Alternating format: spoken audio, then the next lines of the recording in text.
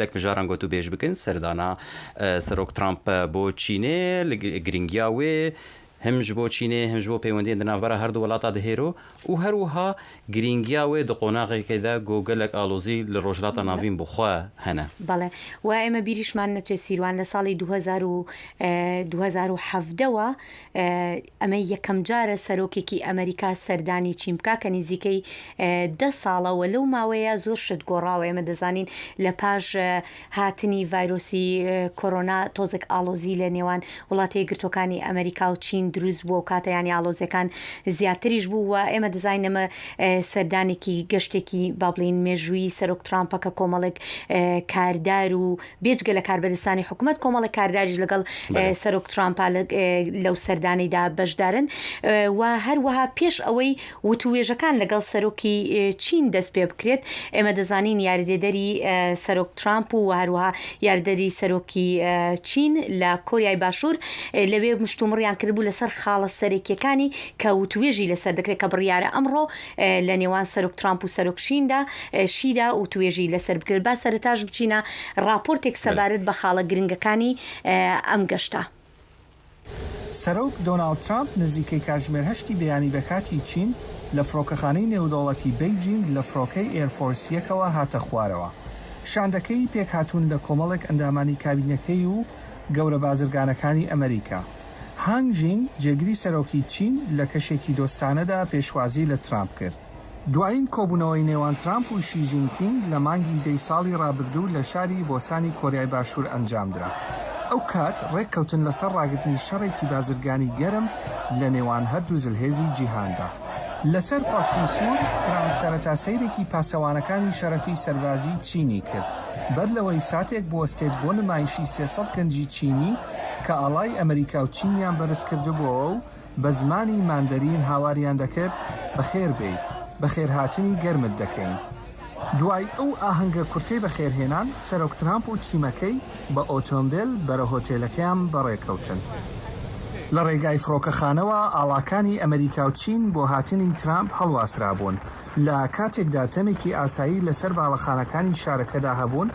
لە پاشنیوەڕۆیەکی فێنکی بەهاریدا.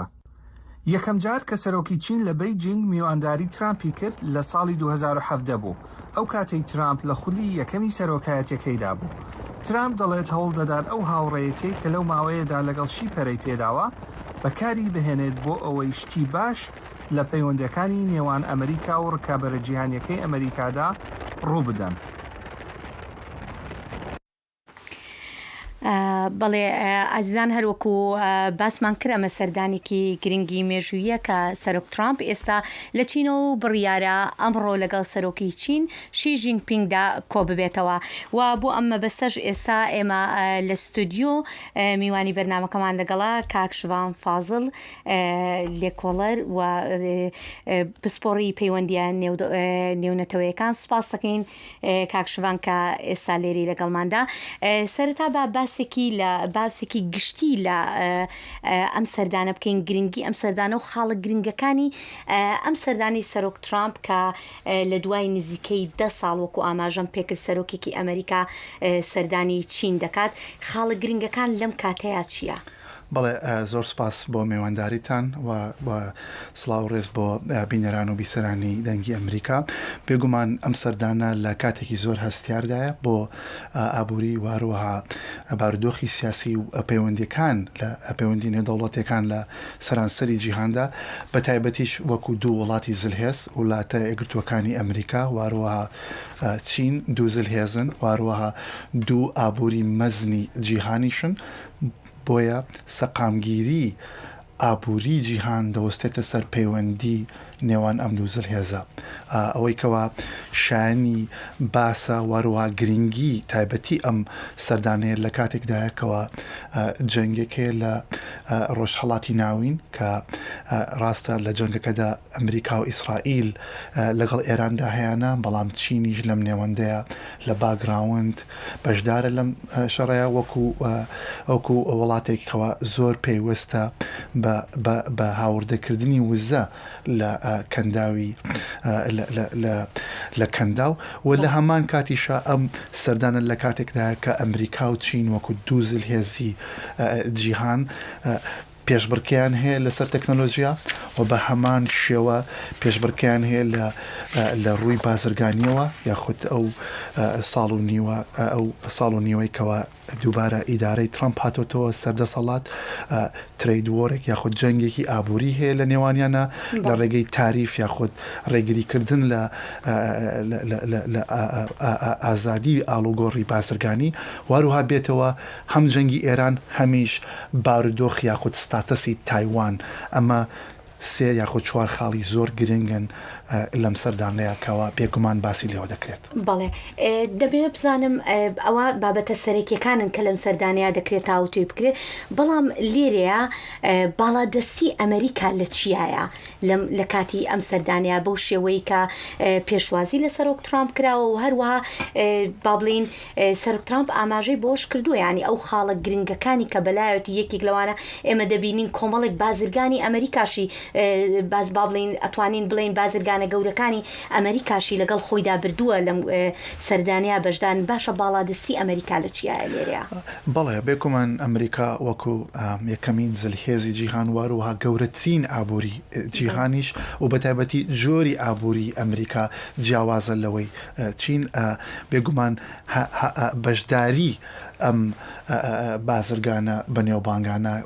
لە تەکنۆلۆژیا واروها لە بوارەکانی تری وەکو AI و ئەندازیاری پێشکەوتو ئەمانە هەمووی ئاماژە بە گرنگی ئەو سەردانە دەکات کەوا دۆناڵد ترامپ سەرۆکی ویلایەتە یەکگرتووەکانی ئەمریکا چاوی لەوەیە یاخود چاوەڕوانی ئەوە دەکا کە لەم سەردانەیە جگە لە گفتوگۆکردنی ئەم خاڵە سەرەکیانە هەندێک ڕێککەوتنی بازرگانی ئەنجام بدا بۆی کەوا چین وارووا کۆمپانیەکانی چین لە ڕێگەی وەبەرهێنانەوە لە ئەمریکا پەیوەندیەکان تونند و تۆڵتر بکە بێگومان بەشداری کۆمپانیەکان و بەرهێنانی چین لە ئەمریکا لە کۆمپانیانی کەوا لە تەکنۆلۆژیا لە ژیری دەستکرد و لە ڕۆبۆت و لە بوارەکانی تر گرنگی ئەوتۆی هەیە بۆ پەیوەندی دوولایەنەکەوە تۆزێک لەو پێشبڕکێ بازرگانی کەوا هەیە بەتایبەتی لە ڕێگەی ئەو تاریفانەی کەوا هەیە کەوا دۆناڵد ترامپ سەرۆکی ئەمریکا دەیەوێ ئەم پەیوەندیە کەوا پێشتر لا سنگ بووە هاوسەنگی بکاتەوە بۆی کەوا تەنیا یەکلایەنە نەبێت کەوا ئەمریکا هاوردەی کەلوپەل و کەرستە لە چینەوە بکە بەڵکو چینیش بە هەمان شێوە هاوردەی کەلوپەل و بەتایبەتی ئەو بوارانەی کەوا ئەمریکا هەناردەی دەکا هەم لە خزمەتگوزاری پرۆگرامسازی واروها تەکنۆلۆژیا واروها بوارەکانی AI واروها بێگومان لە بواری سەربازیشدا کەوا پەیوەندەکە هاوسەنگ بکاتەوە لە ڕێی بازرگانی جیهانیەوە کە پێڵن ترید دێفیسیت ئەو دێفیسیتە یاخود ئەم ناهاوسەنگیە کەم بکاتەوە. بەڵێ ئەوە باسی مەسەلەی بازرگانی وە بابەتێکی تریش هەیە کە ئێمە دەزانین بە بابەتی تەکنۆلۆژیا بابەتی چیپەکان ئەمە بابلین زنجیری دابینکردن ئەمانە هەمووی بابەتی سەرەکی بوون لە نێوان ئەمریکا و چین و پێشتریش گفتوگۆی لەسەر کراوە پێ وایە تا چەنێ بتوانن بگەن بە ڕێککەوتنێک لەسەر ئەم بابەتانە بە تایبەتیش لەسەر بابەتی کانزا دەگمەنەکان ئەمە بابەتێکی سەرەکی بووە لە ماوەی ڕابردوو لە نێوان هەردوو وڵاتدا. بەڵێ بێگومان چین لەوەتەی بەشدارە یاخود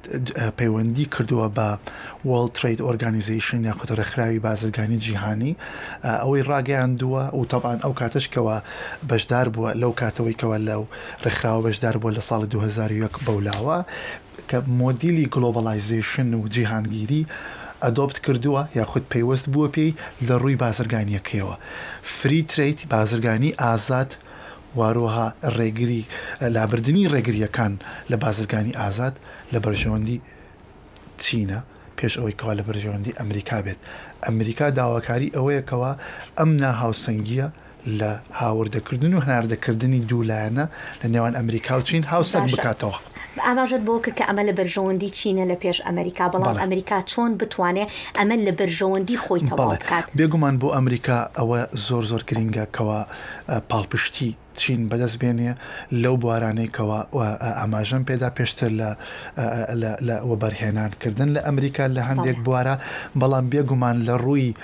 جیۆپۆلۆتیک و وارە جیۆسیاسیەوە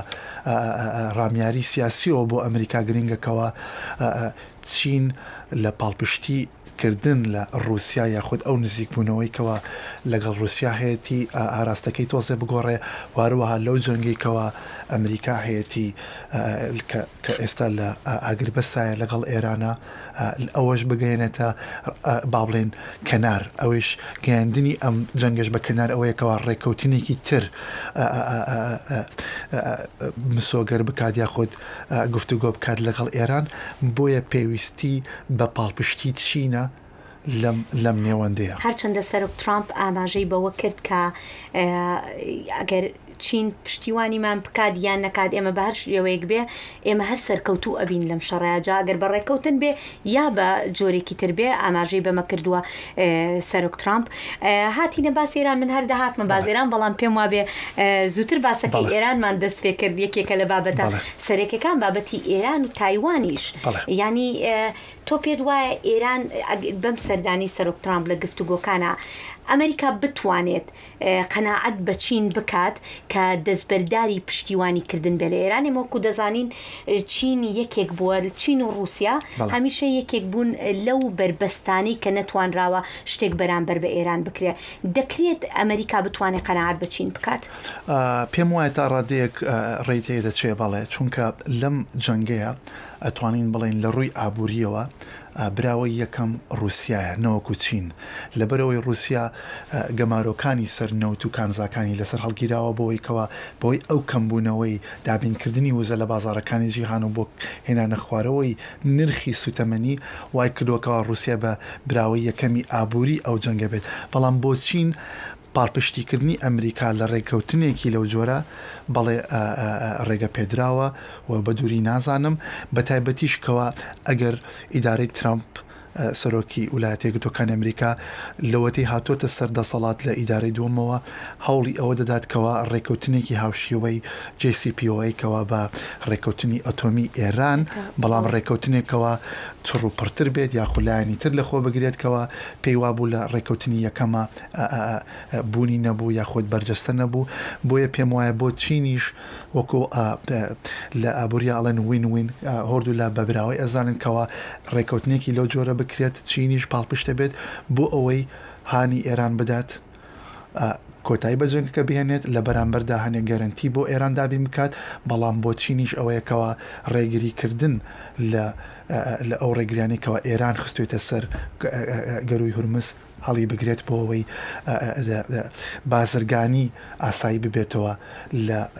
هەم بۆ نەوت هەناردەکردن و هاوردەکردنی نەوت، هەمیش بۆ بازرگانیەکانی تری هەناردەکردنی کاڵای چین بۆ وڵاتانی تر. ئێمە دەزانین چین یەکێکە لە وڵاتانی کە زۆرترین هاوردەی نەوتی ئێران دەکات، یەکێکە لە وڵاتە سەرەکیەکان کە ئەم نەوتە لە ئێرانەوە ئەهێنێت بە هەر گەمارۆیەک بۆ سەر ئێران. ئەمە لە بەرژەوەندی چین نابێت، چونکە ئەو نەوتە هەرزانەی بەدەست ئەکەوێ بەو شێوەیە. یعنی ئەکری ئەمریکا بەرامبەر بەمە بە چ شێوەیەک چین قەناعەت پێبێنە تا بتوانێت ینی ڕێگری لە ئێران بکە، یاخود چینیش بەشدار بێ لە گەمارۆیەک بۆ سەر ئێران. بەڵێ پێم وایە بۆ چین سەخامگیری بازاڕی جیهانی بە تایبەتی لە وەدەستخستنی وزە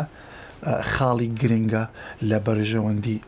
چین یاخود بۆ استراتیژی چین ئەوە خاڵە گرنگەکەیە، خاڵە جەوهەریەکەیە کەوا پێشم وایە چینیش دەیەوێت ئەو بارودۆخە ئاسایی ببێتەوە. پاڵپشتیکردنی ئەمریکا بۆ گەیاندنی ئەم دۆخەیکەوە لە ڕۆژهەڵاتی ناویناوە ئەو جۆنگێکەوە لە نێوانی ئەمریکا و ئیسرائیل لە بەرامبەر ئێران هەیە کەنار لە ڕێگەی ڕێکەوتنێکی دوورمەودا یاخۆ ڕێکەوتنێکی ئەتوانین بڵێن هاوشێوەی JCPOA ڕێکەوتنی ئەتۆمی بە ڤێرژنێکی تر بە جۆرێکی تر لە بەرژەوەندی چینە بەوەیکەوە بارودۆخی بازرگانی جیهانی و نێودەوڵەتی ئاسایی بکرێتەوە و ئەوە ژمانای ئەوە دەگەێنێکەوە چین بۆ پێداویستیەکانی خۆی لە وزە کە پەیوەستە بە ئێران واروە وزە لە وڵاتانی تری کەندا و بەدەست بخە ئەو ئاسایی بوونەوەی بارودۆخی بازاڕی وزەی جیهانی بۆ ئەو نرخێکەوە پێش هەڵسەنگاندنی جەنگەکە کە بۆنمونە پێم وایە لە 65 دلار بوو نرخی نەوت لە بازاڕی جیهان بۆ هەر بەرمیلێک، ئێستا لە 105 بۆ 110 دلارە بەهۆی ئەوەی کەوە گەروی هورمز داخراوە و هاتوچۆی کەشتەکان نییە. لە نێوانیشاندا لە بیرمان نەچێ، لە خەیاڵمان نەچێ کەشتیەکانی چینە کەوا پێشتر ئەیانتوانی زۆر بە ئاسانی و بە ئاسایی لەو گەروایە هاتوچۆ بکەن، بەڵام لە دوای ئەوەی کە ئێران دەستی برد بۆ داخستنی گەروەکە، ئەمریکاش لە پەرپەچدانەوەی ئەوەیە وتی ئێمەش ڕێگە نادەین هیچ کەشتیەک لەم گەروە بێتە دەرەوە. هەر لە چەند ڕۆژی ڕابردووە ینی کەشتێکی چینی کە 200 بەرمیل نەوتی با بڵێن عێراقی دەگواستەوە لەوێ ڕێگری لێکرابوو لە گەروی هورمزدا. با بینە هەر باسی ئێرانە، دەمەوێت بزانم ئایا یعنی ئەمریکا چاوەڕی چی دەبێت لە چین بکات؟ چین بە ڕێگای بەشداریکردن لە ئەمریکا بۆ ئەوەی کە گەمارۆ بسەپێنن بەسەر ئێران هاوکاری بکە، یاخود دەکرێت چین قەناعەت بە ئێران بێنێت کە دەستبەرداری چەکی ناوکی بێت یاخود دەستبەرداری بەرنامەی ناوکی بێت و بە مەرجەکانی ئەمریکا ڕازی بێت؟ چین دەتوانێت چ ڕۆڵێک بگێڕێ لێرەیە؟ بەڵێ بە بۆ چوونی من بژاردەی دووەمیان ڕێگەی زیاتری تێدەچێت کەوا چین دەوێت بارودۆخەکان ئاسایی بێتەوە، وەروەها چینیش لە بەرژەوەندی ئابووری استراتیژی خۆیەتی کەوا وەکو وڵاتێکی زلهێز کەوا بارودۆخی بازرگانی جیهانی ئاسایی ببێتەوە بە بەرژەوەندی خۆی دادنێ لە خۆی ئەزانێ وەکو ڕایزینگ پاوەر، وەکو وڵاتێک کەوا بەردەوامبوونی ئەو مۆدڵی بەردەوامبوونی گەشە سەندنی ئابوووریەکەی زۆر پەیوەستە بە بارودۆخێکی ئاسایی لە بازارەکانی وزە، لە بازارەکانی هەناردەکردن و هاوردەکردنی جیهانی کاڵا، واروەها بەبوونی ئێرانیش لەم هاوکێشەیە لە ڕووی وەدەستخستنی وزە، بەڵام بە هەمان شێوە لە ئاسایکردنەوەی پەیوەندی نێوان چین و ئەمریکاش، ویلایەتە یەکگرتووەکانی ئەمریکاش ئەو ترید وۆرە یاخود ئەو جەنگە ئابووریەکەوە لە ساڵێک و چەند مانگی ڕابردووکەوە لە نێوانی ئەمریکا و چیندا هەیە. پێم وایە چین بە ئاسانی بە دووری نازانم کەوا چین پاڵپشتی ئەمریکا بێت نەوەکو خستنە سەری گەمارۆ بۆ سەر ئێران، بەڵکو هاندانی ئێران بۆی کەوا پرۆژە ئۆتۆمیەکەی وەلاوە بنێ و ببێتەوە ئەکتەرێک کەوا بتوانێت کاری لەگەڵا بکات، وەکو چۆنیش ئەوە مەرجێکی سەرەکی بوو بۆ بەدەستخستنی ڕێکەوتنامەی ئەتۆمی لە سەردەمی ئیدارەی باراک ئۆباما کەوا ڕێکەوتنێک بوو کەنوت P5+1 پێنج ئەندامە هەمیشەیەکەی ئەنجومەنی ئاسایشی نەتەوە یەکگرتووەکان لەگەڵ ئەڵمانیا. بۆیە بەشداربوونی چین، بەشداربوونی رووسیا و بەشداربوونی وڵاتانی تری وەکو فەڕەنسا و شانشینی یەکگرتوو یاخود بەریتانیا و تا حدێکیش ئەڵمانیا ئەوە دەبێتەوە هۆی متمانە زیاتر پێدانی بە ئەگەری ڕێکەوتنێکەوە ئەم وڵاتانەی تر باقون وەکو بن بە نێوانگیر و خودت تەڕەفی یاخود لایەنگیریکەوە ئەو متمانەیەکە لە نێوان ئێران و ئەمریکانیە تۆزێک بۆی بگەڕێتەوە. بەڵێ باشە، بۆ نمونە چین بەرامبەر بەچی بەمەقایل بێت؟ ئایا چین داواکاری چین بەڕایتۆ لە ئەمریکا چی ئەبێت تاوەکو چین هاوکاری بکات، هاوکاری ئەمریکا بکات بۆ قەناعەت پێکردنی ئێران یاخود بۆ ئەوەی کە ئێران بە مەرجەکانی ئەمریکا ڕازی بێت؟ بەڵێ پێم وایە دوو خاڵە لێرەیە. یەکێکیان ئاسایکردنەوەی هاتوچۆی کەشتیەکان لە گەروی هورمز کە جەنابیشت ئاماژەت پێدا لە پێشتر، بە خاڵی دومیش ئاسایکردنەوەی بازرگانیە و ڕوتی بازرگانی لە نێوان ئەمریکا و چینە کە وەکو ئەماژەم پێدا پێشتریش ئەو ڕێگریانەی کەوا هەم لە ڕێگەی تاریف هەم لە ڕێگەی وەروە ڕستریکشنان یاخود ڕێگریانەی ترکەوە لە بازرگانی دوولایەنەی نێوان ئەمریکا و چین هەیە، وەکو دۆناڵد ترامپ ئاماژەی پێدا کە ناوی لە ناوە The Independence Day یاخود ڕۆژی ئازادی کە ئاماژەی بەوە بە ئەوکو ئاماژەیەک بۆ ئەو تاریفانەی وەخود ئەو تاریفە گومرگانی کە خستێتە سەر زۆربەی وڵاتان نەکتەنیا چین، بەڵام چین وەکو وڵاتێکی زلهێزی ئابووری کاریگەریەکانی زۆر زیاترە لەسەر ئابووری جیهان. ئەی بابەتی تایوان ئێمە دەزانین ینی ئەمریکا هەمیشە پشتیوانی تایوان بۆ لەم دواییە شاتەنانەت وەزیری دەرەوە مارکۆ ڕوبیۆش ئاماژەی بەوە کرد کە ئێمە هەڵوێستی ئێمە بەرامبەر بە تایوان ناگۆڕدێ و لێسا پرۆژە یاسایەکیشەیەکە بە بڕی 11 میلیارد دلار چەک بە تایوان بفرۆشێت ئەمە بە یەکێکە پرۆژە یاساکانی کە هەم لە ئەنجومەنی نوێنەران و هەم لە سیناتشدا تا با بڵێن خراوەتە ڕوو باشە ئەمە چەندێک کاریگەریە بێ ئایا بەو شێوازی پشتیوانیەی چین لە ئەمریکا بەرامبەر بە ئێران ئایا دەبێت ئەمریکا ینی لە بەردانواندن بۆ بابەتی تایوان بکاتیان نا؟ بەڵێ ئەمە خاڵێکی زۆر گرینگە لە ڕۆی جیۆسیاسیەوە بە هەمان شێوە کە وەکو جۆنابتان ئاماژت پێکرد بۆ ئەمریکا بۆ ئیدارێک یەک لە دوایەکانی ئەمریکا هەم کۆماری هەم دیموکراتەکان چین وڵاتێکی دوو سیستەم مانەوەی یاخود هێشتنەوەی ئەو بارودۆخی کە هەیە ستاتس کۆ کەوا سیاسەتی استراتیژی ئەمریکا ئەوە بۆکەوە استراتیک پەیڕەوکردنی ئەوەی کەوا ناوی لێنێن یاخود ناوزەدیان کرد بە استراتیژیک ئەمبیگوەتی پێشتر ئاشکرایان نەکردووە کە ئایا لەگەڵ یەکگرتنەوەی تایوانن لەگەڵ چین بە زۆری یا بەویستی یاخود لە دیژین تا ئێستا ئەم سیاسەتی پەیڕەوکراوی ئەمریکایە لە ئیدارە یەک لە دوایەکەکان بۆ ئەوەی نەهانی چین بدا کەوا تایوان بلکێنێتەوە بەخۆی بۆ ئەوەی بە هەمان شێوە هانی تایوانیش نەداکەوە سەر بەخۆی خۆی ڕابکێنێت ئەم استراتیژیک ئەمبیگوتیە کە یەکلانەکردنەوەی هەڵوێستی ڕاستەقینەی خۆی کە ئایا لە ڕووداوی لە ئەگەری چین بە زۆر لکاندنەوەی تایوان ئایا ئەمریکا هەڵوێستی چی دەبێت ئەو استراتیژیک ئەمبیگوتووە یەک بە دوای ئیدارەکان لە ئەمریکا ئاماژیان پێکردووە و پێشم وایە لە ئەخیرەن لە کۆتاییدا پێم وایەکەوە ئەگەر بۆ چوونەکانی سیاسەتوانان و شیکەرەوەکان کە بە ئاماژی بۆ دەکەن ئەو ستاتس کۆی هەر بەردەوامە بێت بۆیکەوە بارودۆخی ئاسایی خۆی وەکو خۆی بمێنێتەوە one country two system یەک وڵات و دوو سیستەمی جیاواز باشە ببوورە هەنێک پرسگرێکین تەکنیکی هەبوونە من ستودیۆ دەکەتن هاتن ئەس خوازم ینی وەکو بەشێک ژێ گوتوبێژاوان هات کرد کەکشوان ینی حتا کیژان ڕێدەیە چین خۆک و ڕکابەر هەمبەر ئەمریکا دەبینی ینی ئاکە لە ئەمریکا نیقاش ئەوە کا چاوە دقۆناغا بێدە وێ ڕێ لەبەر چینێ لەسەر ئاستانە نافنەتەوی بگرن کۆ چین وەکو زلهێز نەبە ڕێگر لەبەر هەنێک پرۆژەیەن ئەمریکا لە ڕۆژهەڵاتە ناوین بێ لە ڕۆژهەڵاتی ئاسیا بێ لە باشوور ڕۆژهەڵاتی ئاسیا بێ تدبێژە نها لە چینێژی ئەو گوتوبێژ هەیە ئەمزانن هەلبەت چین نە وڵاتێکی فێکریە وڵاتێکی کۆمونیستە ئەو گوتوبێژن کۆل ئەمریکا تێن کردن بەلکی لە چینێن نیقاش ناین کردن لێ تدبێژ لەسەر ئاستا ڕێبەرەیە چینێ ئەو نیقاش هەیە کۆ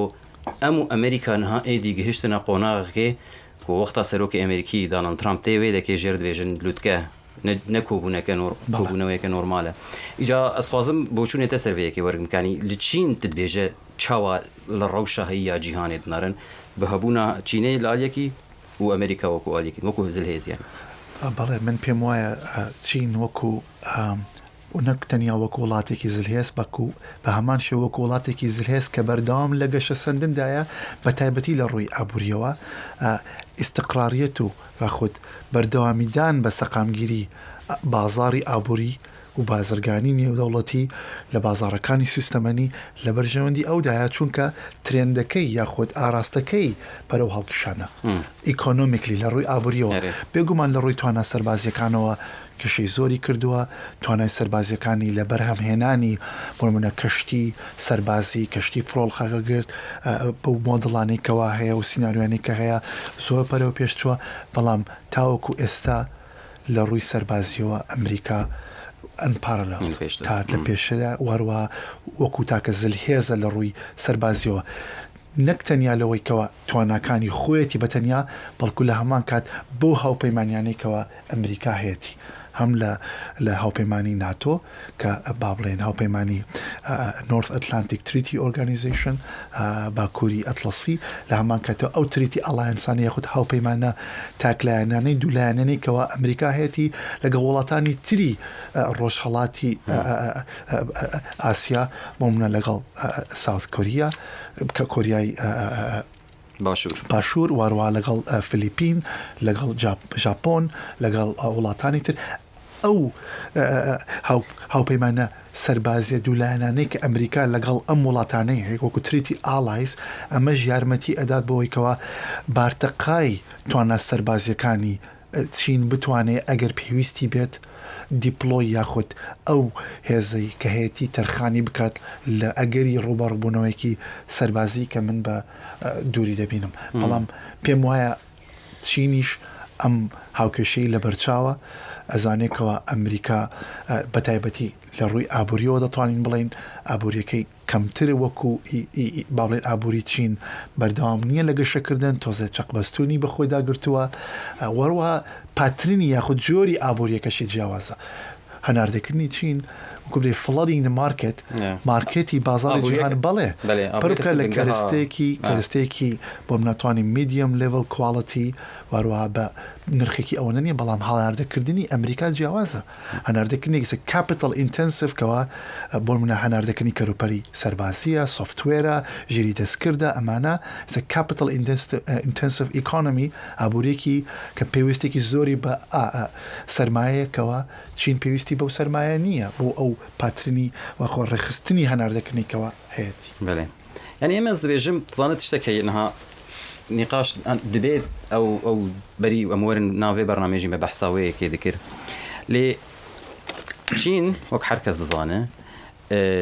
ئەمریکا بکار ینی نەب ئەمریکا بکارانی ئەمریکا یارمەتیا چینێدا حتاکو ڤەگەرە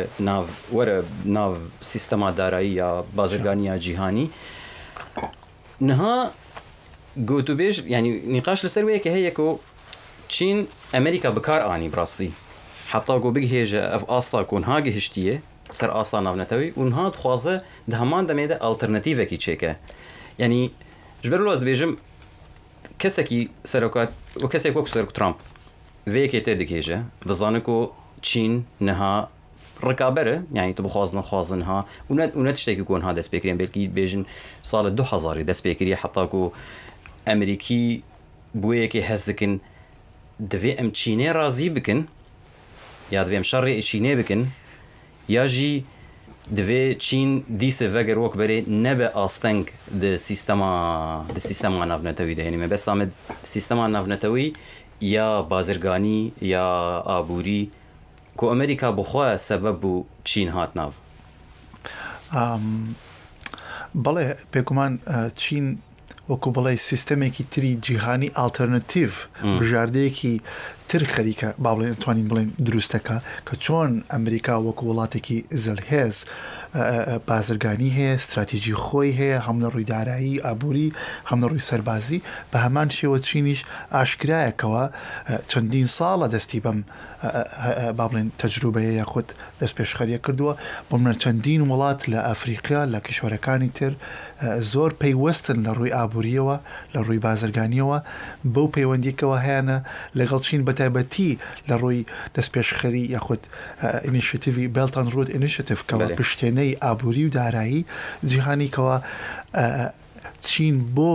دڵنیایی بوون لە پاترن یاخود ئەو مارکێتانی کە پێویستەتی بۆ هەناردەکردن پەیوەندی استراتیژی لەگەڵ وڵاتانە هەیە دروستکردنی پۆرتە یاخود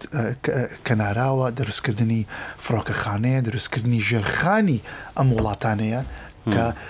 چین لەسەر نەخشەی بازرگانی جیهانی بە بۆکو بڵێ بە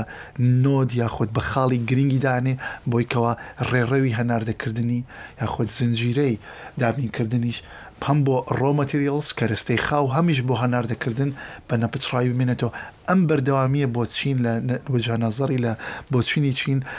گەرنتیە بۆ بەردەوامی بوونی گەشە سندنی ئابوووریەکەی کە بێگومان داینەمۆی گەشەکردنی سەربازیەکەشی پێویستی بە و گەشە سندنە بەردەوامە ئابوووریە. ئێمە وەکو پێشتریش ئاماژەمان پێکرد سەرۆک ترامپ کە کۆمەڵک بازرگانیشی لەگەڵ خۆیان بردووە و هەروەکو باسمان کرد ئاماژەی بۆش کردبوو یەکێک لە خاڵەکانی کە داوا لە چینەکات کرانەوەی بەڕووی ئەم بازرگانانە لە چین جا دەمێ بزانم ئایا ئەم بازرگانانی ئەمریکا کە ئێستا لە چینن لەگەڵ سەرۆک ترامپە دەکرێت بە واقعی با بڵێن چاوەڕوانی ئەوە بکەن کە چین کرانەوەیەکی واقعی بەڕووی بازرگانی ئەمانە بکە و ئەگەر چین شتێکی وا بکە لە چ ڕوویەکەوە لە بەرژەوەندی چین ئەبێت لە چ ڕوویەکەوە لە بەرژەوەندی ئەمریکا بێت پێم وایە بەڵێ بۆ ئەم بازرگانانە یاخود ئەو گروپە بازرگانە داهێنەرە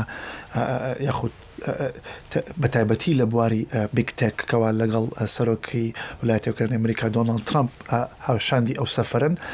بۆ ئەوان زۆر گرنگترە لە بوارە سیاسی و لە بوارە سەربازیەکەشکەوە پاترنی یاخود بازرگانی نێوان ئەمریکا و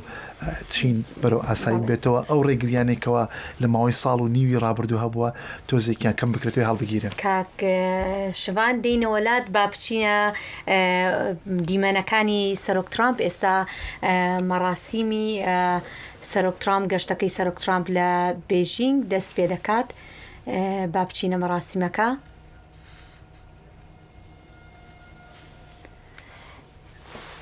بەڵێ ئازیزان دەرهێنەری بەرنامە ئاگاداری کردینەوە کە ئێستا مەراسیمێکی تایبەت بۆ سەرۆک ترامپ و سەرۆکی چین دەستی پێکردووە و با ئێستا ئەو دیمەنانە ببینین لە پایتەختی چین بەڕێوە دەچێت ئەوژی هێرۆ بەشێکش ڕێوڕسمی فەرمی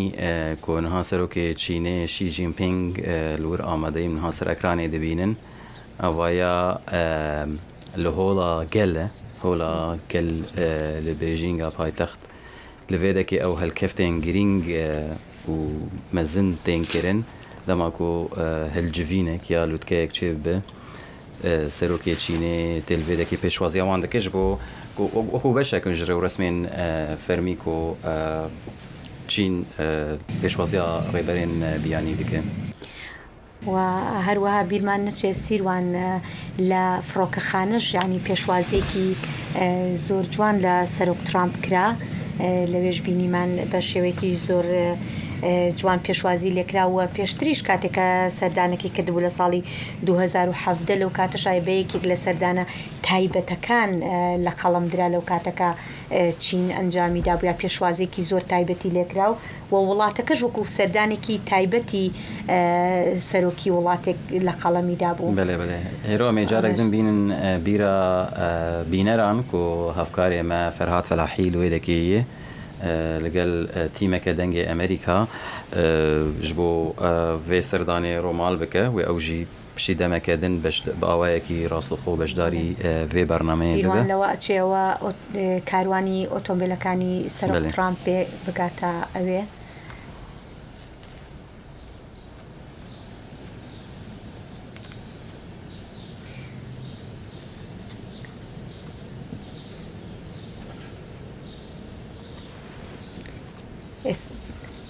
ئێستاش بەڕاستی ینی لە هەموو جیهانەوە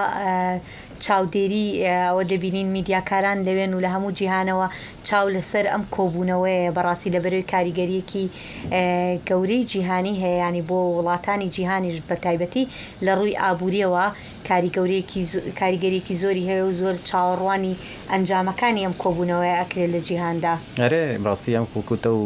کاکشوانژی بەحس دەکردیانی گاوا بۆ پەیوەندیان ئەمریکا و چینێ سەقامگیر بن ئابووریا جیهانێکی سەقامگیرە وەختا بۆ شەڕێ گومرکێ باجا گومرکێ بەری چەند مەها دەست پێ کرد بوو مەدی چاوە باندۆر لە بازارە جیهانی کرد لە بازاری لە بورسایە جیهانی بگشتی ژبەر ڕاستیاک و ئەف دوو وڵاتن دوو ئابووری هەری مەزنی جیهانینە پەیوەندیە نوان یەن وڵاتێن وەکو دوو وڵات بە ئاوایەکی پێویست باندۆرێ لە ئابووریا جیهانی دەکەن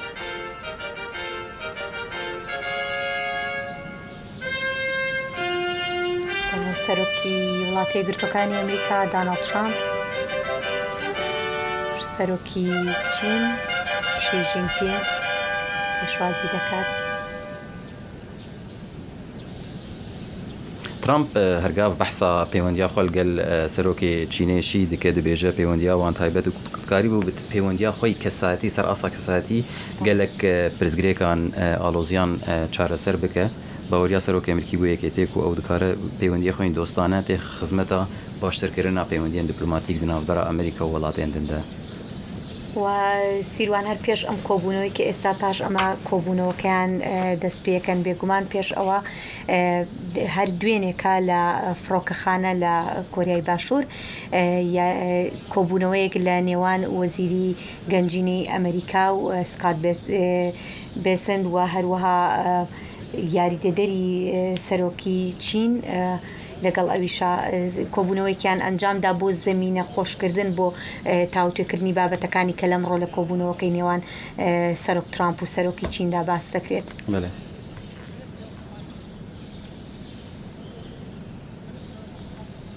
وەکتەژی گوت هێرۆ ینی شاندا ئەمریکی شاندا کە بەرفرە هەیە نەتەنێ ئەندامین کابینەیە حکوومەتە ئەمریکینە لێ هەروها گەلک کاردارژی ناودەنە و بەحسکردژی ئیلان ماسک کارسازی ناودار بێژن کارسازێن چەند کامپانیەن AIین و بڕاستی ئەوژی نیشانەکە ئەمریکا دخوازدە ئاراستەیە vê پەیوەندیە بەرە کیژان عالی بچێت دەمێکێدا کو هێدی AI ئێدی دەبێت شاندەکەی ئەمریکان کە سەرۆکی چین وەکەم دەبینن هێرۆ وەزیرە دەربەیە ئەمریکا مارکۆ ڕوبیۆ لەورە وەزیرێ جەنگێ پیت هێکسەت ئەم بێژن ستیڤن میلر لەورە هەژمارێک کەسایەتی و ڕێبەرێن دنیێن کابینەیە ئەمریکی و هەروەها وەکو من گوت کاردارین ئەمریکی.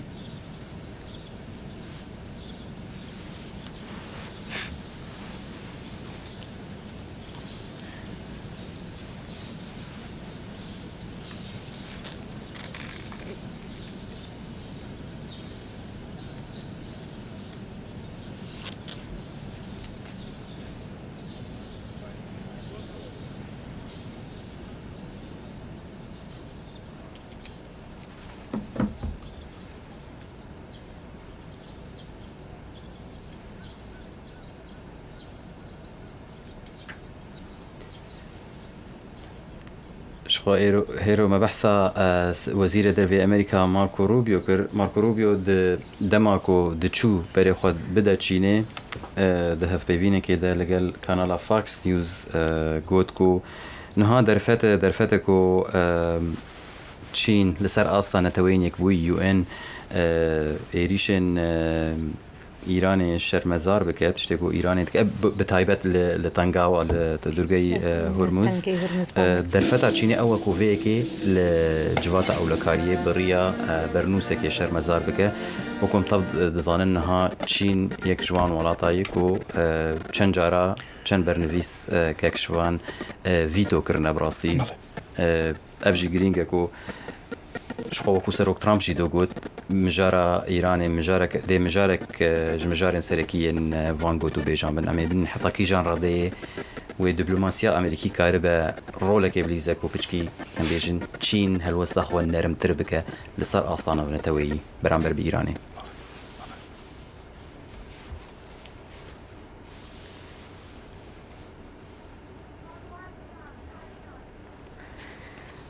بەڵێ بەردەوامن ئێستا هەروەکو ئاماژەمان پێکرد ئەمڕۆ کۆبوونەوەکەیان ئەنجام دەدەن پاش کەمێکی تر وەکو ئێستا بینیمان سەرۆکی چین پێشوازی لە سەرۆک دۆناڵد ترامپ کرد. دەمێ بگەڕینەوە لای کاکشوان دەمێ پرسیارێکی ئەوە بکەم ئایا ئەم سەردانە و یاخود ئەم وتوێژانە تەنها بۆ هێشتنەوەی پەیوەندەکانە یاخود دەکرێت بۆ پەرەپێدانی پەیوەندەکانی نێوان ئەمریکا و چین بێت؟ بەڵام پێم وایە وەکو بەتایبەتی لەوەی کەوا ئەو سەردانە لە کاتێکدا دێت لە یەکەمین سەردانی سەرۆکی وڵاتێک تۆکان ئەمریکا دۆناڵد ترامپە دوای هاتنەوە سەردەسەڵاتی لە ساڵی ڕابردوو بۆیە پێویستە بە ئاساییکردنەوەی پەیوەندیەکان چونکە وەکو ئەماژەشتان پێدا لە لە سەرەتای دەستپێکردنی ئیدارەی دووەمی سەرۆک دۆناڵد ترامپەوە ئەو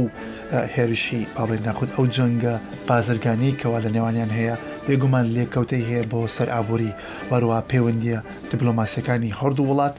پێش ئەوە ئەبێ ئەمە ئاسایی بکرێتەوە. بەڵێ بەردەوامە بین لەسەر وتوێژەکەمان بەڵام باجارێکی تر بگەڕینەوە بێجینگ بزانین لەوێ چی ڕوادات.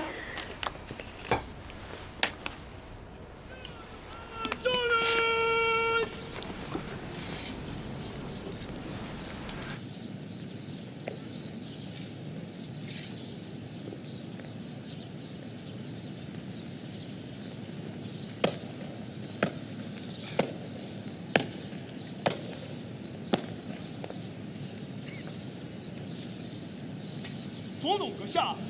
中国人民解放军仪仗队列队完毕，请您检阅。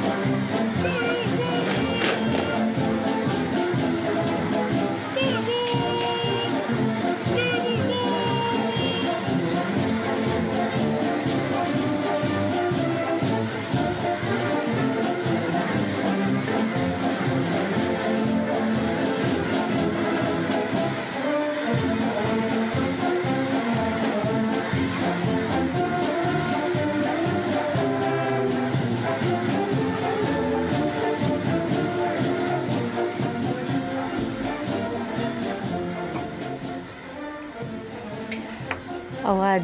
بینیمان دیمەنەکان بە چ شێوەیەک پێشوازی لێکرا و بە تایبەتی و دیمەنی و مناڵانە ینی ئەو چالاکیە و مناڵانە لەواچ و سەرۆک ترامپیش بە دڵی بوو گەلێکی حەز دەکەیت. باشە ئەسخوازم دەوێ ناوبەرێ پرسێکێش کەک شڤان بکەم بڕاستی حتاکیژان ڕادەیە مژارە ئیرانێ دەدی ترامپشی بەحس کرد و مەژی مەگوت وێ بژارە بێ و ڕووبی و ژیوا نەها بەحساوێت کە حتاکیژان ڕادەیە وێ جه وێ دوان گوت و بێژان مژارە ئیرانی جه بگرێ. پێم وایە پێگومان دەبێت لە خاڵەکانی ئەو گفتوگوۆیە بە تایبەتی ئەوەی دوای ئەوەی کەوا نێوەنگیریەکانی وڵاتی پاکستان تا حدێکی زۆر کەمەتوانین بڵین سنووردار کردە چونکە ڕاستە پاکستان وڵاتێکی گرنگە بە تایبەتی وەکو وڵاتێکی نەوەوی بەڵام ڕووی بازرگانی جیهانیەوە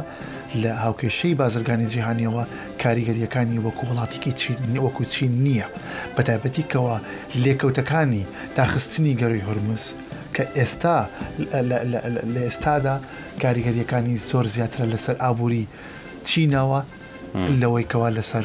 ئابووری ئەمریکا بێت بۆیە بۆ چین یەکلاکردنەوەی وەروە چارەسەرکردنی ئەو کێشەیە ئایا کێشەکە تەنیا کردنەوەی داخستنی گەروی هورمزە کەوا هەم ئێران سەردا دەستی پێ کرد دوای ئەوە لە بەرامبەر ئەوەدا ئەمریکا وەڵامی ئەوە بکەوە ئەگەر ئازاد نەبێت هاتوچۆی کەشتی لەم گەروە ئێمەش ڕێگری دەکەینکەوە تەنیا کەشتی ئێران بتوانێت هاتوچۆ بکە یاخود تەنیا کەشتی ئێران و چین بێت بۆیە چین بەشێکی بەشدارە لەم هاوکێشەیە لە ڕووی بازرگانی نێودەوڵەتیەوە بۆ چین زۆر گرنگە ئەم بارودۆخە ئاسایی بێتەوە ئاساییکردنەوە ئایا تەنیا لە ڕوویکردنەوەی ئەم ڕێگریانەیە یاخود بە هەمان شێوە ئاسایکردنەوەیکی بەردەوام و دوورمەودا کەوا پێیوەست بێ بە ڕێکەوتنێکی دوورمەودا باشە چما حتانها مەسەرەن چین ڕۆڵەکە مەسەر نەلیستیە ینی دەرفەت هەبوو چما پاکستان هات تورک بەشدار بوون گەلک وڵاتی دن بەشدار بوون بدیت ناتە چما مەسەرەن حتانها چین ڕۆڵەکە مەسەر نەلیستیە تەویکۆ بەرژەوەندیا چینێ دوی شەڕیدە یان باندۆرا وی شەڕ لەسەر ئابووریا چینێ گەلێکی مەستر بوو گەلک وڵاتیان دەنیجە چما تدبێژە ژبەر بۆ ئەمریکا طرفە بوو دوی شەڕید یا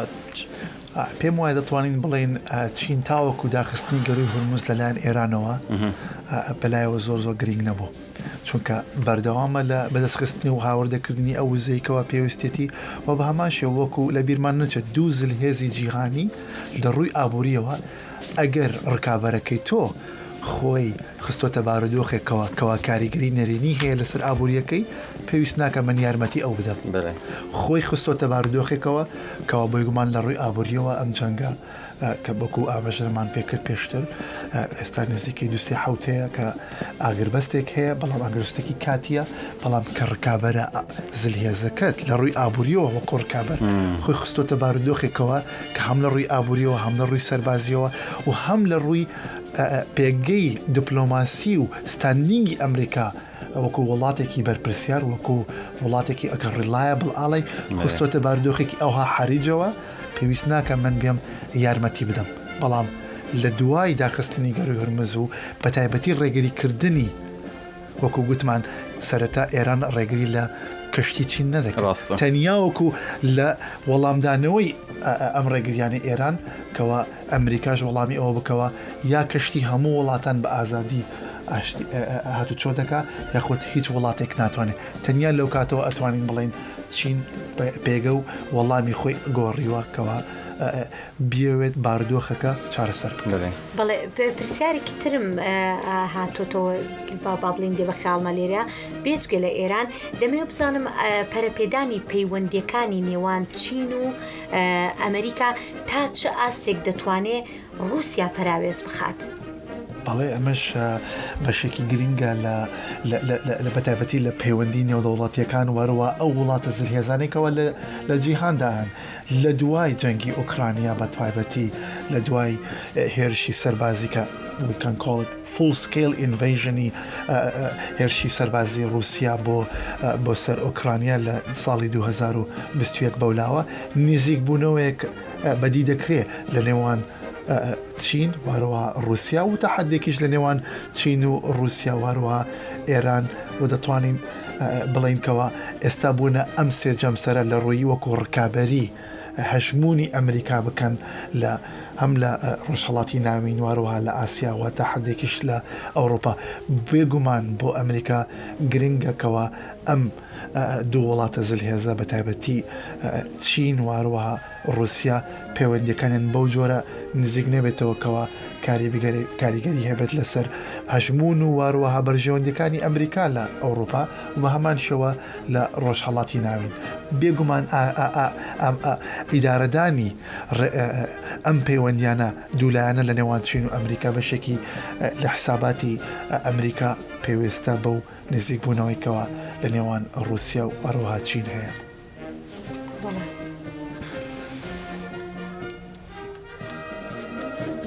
بەڵێ بەردەوامین لەسەر گفتوگۆکانمان و هەروها ئەوە ئێستا دەبینین سەرۆکی ئەمریکا لەگەڵ سەرۆکی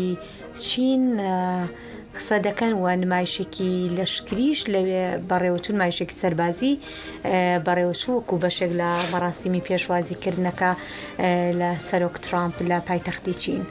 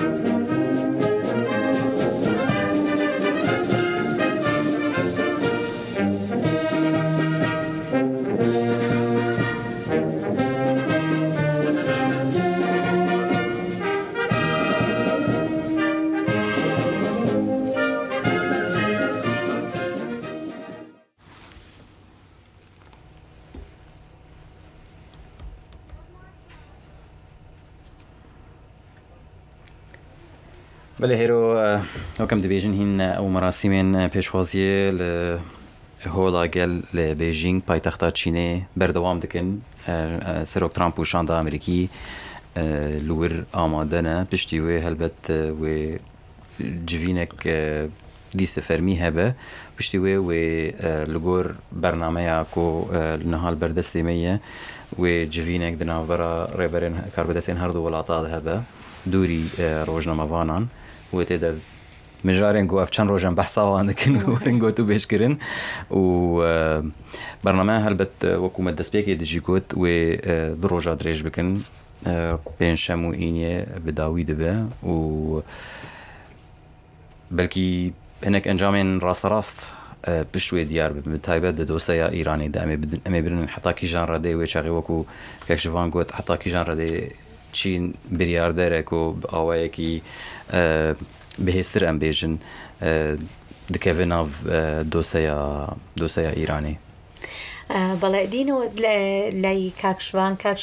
ئێمە دەزانی سەرۆک ترامپ هەمیشە ینی هەوڵی داوە هەمیشە و تووشێتی کە دەوێت بە ڕێگای ئاشتی کێشەکان چارەسەر بکە ینی ئەو لەلایەکەوە دەستەی ئاشتی دامەزراندووە کۆمەڵێ کێشەی جیهانی وەکو خۆی ئاماژەی پێکردووە چەندین قەیرانی گەورەی لە جیهاندا چارەسەر کردووە بەم بەڕێککەوتنێکی نوێ یاخۆ بە پەرەپێدانی با بڵێن بە پەرەپێدانی پەیوەندیەکانی لەگەڵ چیندا ئایا دەتوانێت دەستکەوتێکی کە بۆ خۆی بەدەست بهێنێ وەکو با بڵێن میراتی سەرۆکایەتەکەی بێت؟ بەڵێ بێگومان زۆربەی سەرۆکەکان نەتوانین بڵێن لە ئەمریکا لە ئیدارەی دووەمیاندا یاخود لە تێرمی دووەمیانە زۆر بایەخ یاخود گرنگی دەدەن بە پەیوەندی نێودەوڵەتیەکان زیاتر لەوەی کەوا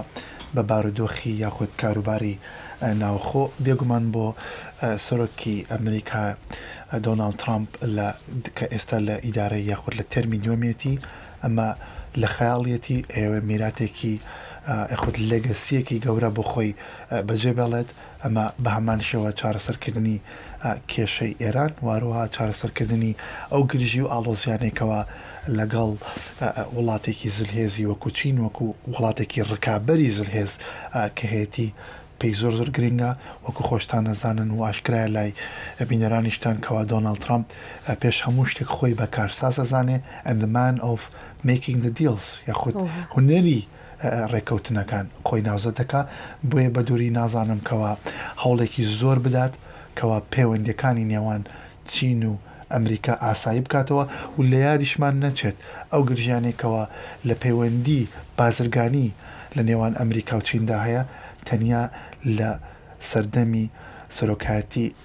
دۆناڵد ترامپ نییە بەڵکو پێشتریش لە سەردەمی دیموکراتەکان هەبووە ئەو ناباڵانسیەی ئەو ناهاوسەنگیەکەوە لە پەیوەندی بازرگانی لە نێوان ئەمریکا و چیندا هەیە بەردەوامی هەبووە ئیدارەکەی پێشتر سەرۆک بایدن بە هەمان شێوە تۆزێک گورژی و ئاڵۆزی هەبوو کەوە لە ڕێگەی تاریف و وەروە ڕێگەی تری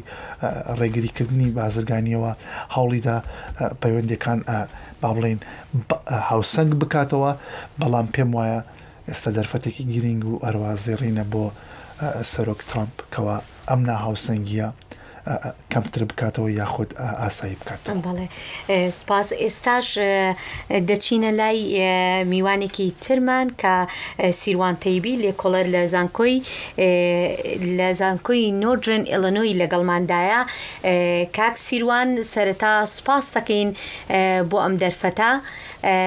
ئەگەر گوێتان لە ئێمە کاک سیروان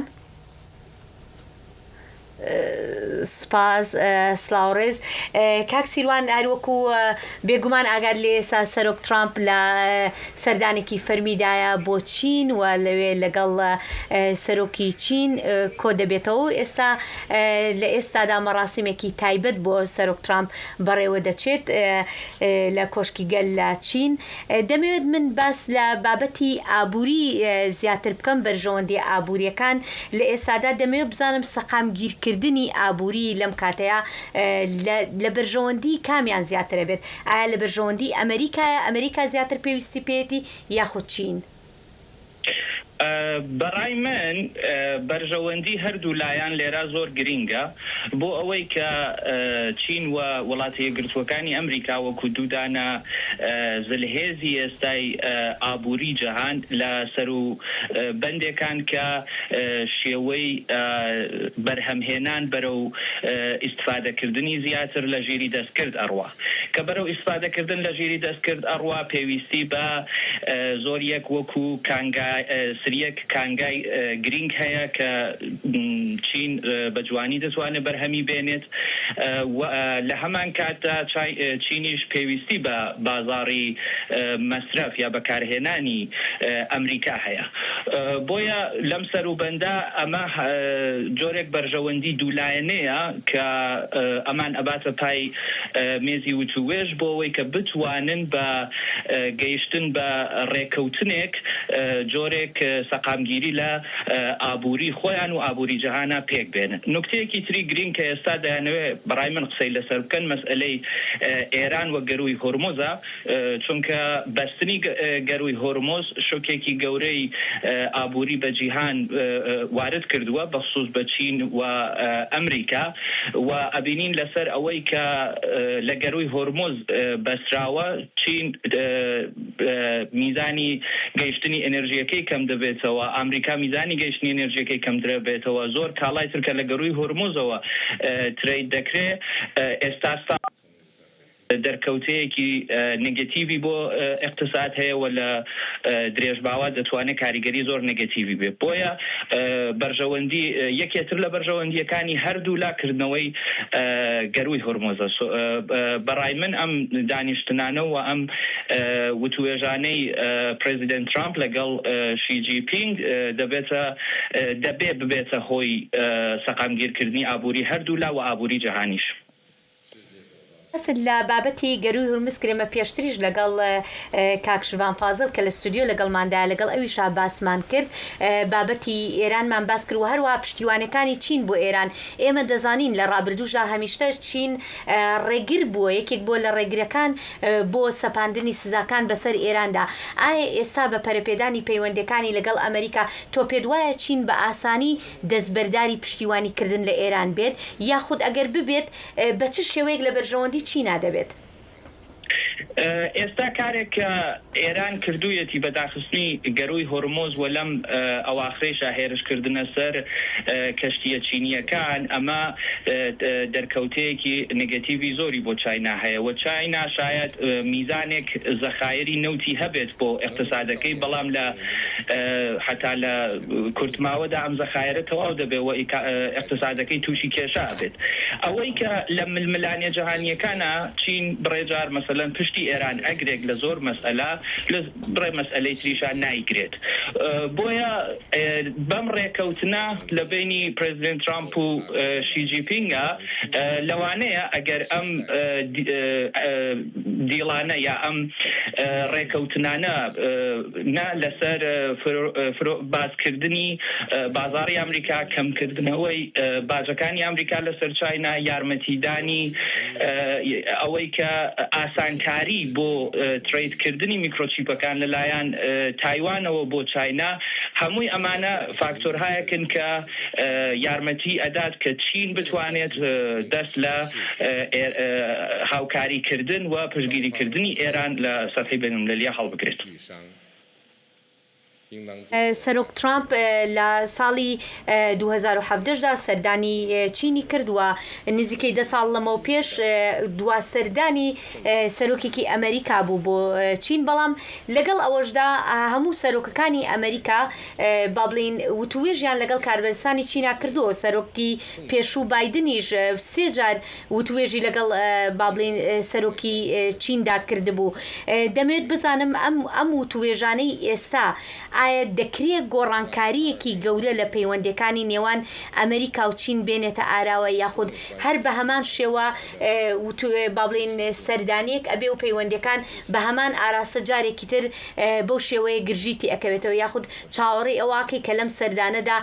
چۆنەڵی گۆڕانکاریەکی ئەو تۆ بێتە ئاراوە. ئەم سەردانەکەی پرزیدنت ترامپ بۆ چین لە هەلومەرجێکی زۆر هەستیارایە کە مەسئلەی گەروی هۆرمۆز و داخستنی ئەو گەروە و بحرانی ئەنرژی جەهانیە. بۆیە بەڕای من هەردوو لا پێویستیەکی زۆر سەرەکیان بە ڕێکەوتنێک هەیە کە لە حەدەئەقەل ئیمکانی ممکندا بتوانن ئەو گەروی هۆرمۆز بکەنەوە بۆ ئەوەی کە بتوانن دۆخی تجارەتی بینەملە لە گەروی هۆرمۆزۆ کە دەرکەوتەیەکی نگەتیڤی بووە بەبەستنی بازی بکەن و بتوانن ئەو سەقامگیریە بگەڕێنەوە بۆ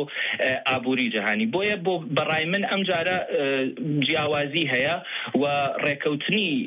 ئەم جارە زۆر گرنگترە بۆ هەردوو لا و دەبێتە هۆی ئەوەی کە سەقامگیری بگەڕێتەوە بۆ ئابووریەکان و هەروە کە ئەزانین پرزیدنت ترامپ بە بردننی زۆریەک لە گەورە بیزنسمەنەکانی ئەمریکا بۆ ئەوێ سیگناڵی ئەوە دەدات کە ئێمە بۆ دانیشتن هاتوین بۆ ڕێکەوتن هاتوین. بەڵام تەبیعەتەن ئەوەی کە پرزیدنت ترامپ باسی ئەکا هەر ڕێکەوتنێکیش قبول ناکات. بەڵێ ئاماژەی بۆ کردووە کە ڕێککەوتنە قبول ناکە. ئێمە دەزانین بابەتی تایوانیش بابەتێکی گرنگە لە پەیوەندەکانی نێوان چین و ئەمریکادا و هەروەکو پێشتریش لە بەرنامەکەی ئاماژەمان پێکرد کە با بڵین لەو لاشەوە پێشنیازێک هەبووە بۆ فرۆشتنی چەک بە تایوان و هەرچەندە وەزیری دەرەوەی ئەمریکا ئاماژەی بەوەش کردووە کە پەیوەندەکان لەگەڵ تایواندا گۆڕانکاری بەسەر نایە. بەڵام تۆ پێدوانیە ئەگەر چین هەر شتێک بەرامبەر ئێران بکات ئەو کاتە لە بەردانواندنی لە ئەمریکاش پێویست ئەبێ بەرامبەر بە تایوان؟ بەڕای من کەیسی تایوان و کەیسی ئێران جیاوازە. ئێران لە کەیسێکە ئەوەی کە دەرکەوتەی نگەتیڤی بۆ خودی چاینایش هەیە و ڕەفتارە نائەمنسازەکانی لە منتەقەی خاوەرمیانە وەکو یەکێ لە مهمترین ریسۆرسای ئەنرژی جەهان دەرکەوتەی نگەتیڤیشی بۆ چین هەیە. بەڵام تایوان کە ئەمریکا ساپۆرتی ئەکات و یارمەتی لۆجستیکی و نظامی و ئەمنیەتی ئەدات ئەو گرنگیەی کە ئێران ئەو گرنگی کە ئێران بۆ چاینای هەیە تایوان نیەتی لەباری نگەتیڤەوە. بۆیە بەڕای من ناتوانین بڵێن کە ئەو فشارە کە ئەمریکا ئەتوانێت بۆ ئێرانی بێنێت چینیش دەتوانێت بۆ تایوانی بێنێت. نا بۆچی؟ چونکە ڕەفتارەکانی ئێران لە منتەقا تاسیری منفی لەسەر هەردوو لایەن هەیە. بۆیە ڕێکەوتنی لەسەر ئێران و گوشارخستنە سەر ئێران بۆ کردەوەی تەنگەی هۆرمۆز زۆر پاسەبڵترێکە تاکو فشار بۆ سەر تایوان. بەڵێ سیروان تەیبی لەگەڵماندا بووی، زۆر سپاس بۆ ئەو دەرفەتە و کە لەگەڵماندا بووی بە داوای لێبوردنیشەوە بەهۆی گرفتی تەکنیکی نەمانتوانی بە ڤیدیۆ جەنابەت وەرگرین. سپاس دەکەین بۆ کاتەکەت. بەلێ هێرە گەلک تشتێن و کەک سیروانژی گوتن بڕاستی ینی یەک جوان تشتێن و هەر کەسی ینی هەرکەس دەبێژێک و وێ وان درۆژا وەرن گوت و بێژکردن هەفکارێکی مە دیارە هەنێک پرزگرێکن تەکنیکی هەنە لێمە راپۆرتێک لەسەر vê مژارێ ئامادەکریەکە ینی ئەو بابەتێن سەرەکی چنە ئەوەی کۆ بڕاستی وێ چەخت لەسەر وەرەکردن divê hevdîtinê de mijara Taywanê mijara baca gumrikê ye û gelek mijarên din ez bar dikim niha hevkarê me dibêjin ew raport amadeyê kamê bavre temaşe bikin. هاوکاتی ئەو ئاگربەستە ناسکەی لەگەڵ ئێراندا هەیە، سەرۆکی ویلایەتە یەکگرتووەکانی ئەمریکا دۆناڵد ترامپ لە بەیژینگە بۆ کۆبوونەوەیەکی ئازباڵا لەگەڵ هاوتە چینیەکەی شی جینپینگ. ئەمە یەکەم گەشتێتی بۆ چین لە دوای ساڵی 2017ەوە. پەیوەندیەکی ناوازەم لەگەڵ سەرۆکشی هەیە. ئێمە کارێکی بازرگانی زۆر بەیەکۆ دەکەین، بەڵام بازرگانیەکی زیرەکانە. لە 4 ساڵی ڕابردوودا سوودیان لە ئێمە وەردەگرت کاتێک سەرۆکەکانی پێشتر لەسەر کار بوون. ئێستا ئێمە لە بارودۆخێکی زۆر باشداین لەگەڵ چین. ترامپ بەیژینگ هاندەدات فشاری زیاتر بخاتە سەر ئێرانی دۆستی و هانی بدات بە ڕێککەوتنێک لەگەڵ ئەمریکا بگات و کۆتایی بەم دۆخە ناهەموارە بێنێت کە زیاتر لە 2 مانگە جوڵە بازرگانیەکانی لە گەروی هورمز نیمچە ڕاگرتووە و سەرنجام بووەتە هۆی کورتێنان لە نەوت و گاز لە سەرانسەری جیهاندا. دەتوانین ئەو ڕاستە لە گەروی هورمز ببینین ئەوەیە کە ئەوان بە ڕێژەیەکی زۆر نەوتەکەیان لە گەروی هورمزەوە دەست دەکەوێت و دەگاتە لە سەدا 40 لەگەڵ ئەوەشدا هیچ کەشتێک نەهاتووە و هیچ کەشتێکی دوژمنیش نەهاتووە تا بکەوینە شەڕ لەگەڵی ئیتر بەم جۆرەیە بۆیە ئەویش حەز دەکات ئەمە کۆتایی پێبێت. پەیوەندی بازرگانیەکانیش تەوەرێکی سەرەکی دیکە دەبن. هەفتە بەڕێوەبەری گشتی کۆمپانیا باڵەکانی ئەمریکا لە شاندەکەی ترامپدان بۆ نمونە تیم کوک لە ئەپڵ و ئیلۆن ماسک لە تێسلا. سەبارەت بە بابەتە بازرگانیەکان پێم وایە ترامپ حەز دەکات کە چینیەکان زیاتر کەلوپەلی ئەمریکای بکڕن و پێدەچێت لەسەر گرێبەستێک بۆ کڕین لە بواری کەرتی فڕۆکەوانی و بەتایبەتی کڕینی فڕۆکە کار بکرێت. سەرۆک ترامپ ڕۆژی دووشەمە بە ڕۆژنامەوانانی گوت کە بابەتی فرۆشتنی چەک بە تایوانیش دێنێتە ناو گفتوگۆکانەوە. هەروەها کەیسی دیموکراسی خوازی هۆنگ کۆنگ جیمی لای دەهێنێتە بەرباز کە لە زینداندا و دەستگیر کراوە. چین ئەم بابەتانە بە بابەتی ناوخۆی وڵاتەکەی دادنێت. لە سەردانەکەی سەرۆک ترامپ بۆ چین هەردوو سەرۆک بە شێوەیەکی تێر و تەسەڵ بیر و ڕە ئاڵۆگۆر دەکەن سەبارەت بە پەیوەندیەکانی چین و ئەمریکا و هەروها بابەتەکانی پەیوەستن بە ئاشتی و گەشەپێدانی جیهانی. هەڵوێستی چین لە دژی فرۆشتنی چەکی ئەمریکایی بە تایوان ڕوون و نەگۆڕە. سەبارەت بە کێسی جیمی لای پێشتر چین لە چەند جارێک ڕای خۆ لەم بارەوە گوتووە. دواکۆبوونەوەی ترامپ و شی لە مانگی دەی ساڵی 2025دا بوو لە شاری بوسانی کۆریای باشوور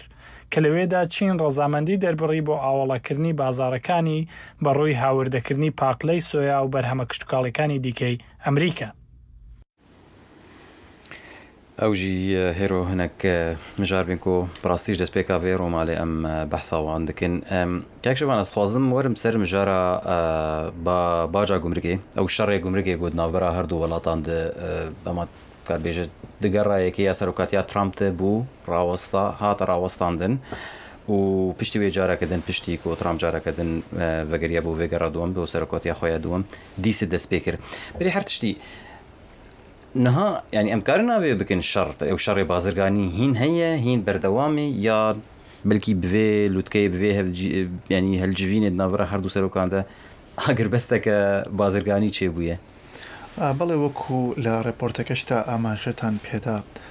ئەو پاترن یاخود ئەو بڵێن جۆری بازرگانەیەکەوە لە ساڵی ڕابردوو تاوەکو ئێستا کە دەیبینینەوەیەکەوە لە بەردەمبەر هەر ڕاگەیاندنێکی تاریف یاخود ڕێگریەکی گومرگی لەلایەنی ئەمریکاوە چینیش بە هەمان شێوە وەڵامی هەبووە بە بەرپەرشتانەوەی ئەم ڕێگریانە لە بازرگانی بە هەمان شێوە بە دانانی باجی گومرگی لەسەر هاوردەکردنی کەلوپەلی کوشتتوکاڵی و هەروە بەتایبەتی وەکو ئاماژەی لە راپۆرتەکەدا ئاماژتان پێکرد بە سۆیا بین زاخود پاڵی سۆیا کە ئەمەش بەتایبەتی لە بەشێکی ئەمریکا بەرهەم دێنێدرێت کە ئەگریکەلچرال لاند باسکت لە میشیگن و هەروەها ئیندیانا و میدوێست کەوا دەتوانین بڵین هاندەری یاخود دەنگدەری سەرەکی کۆماریەکان واروەها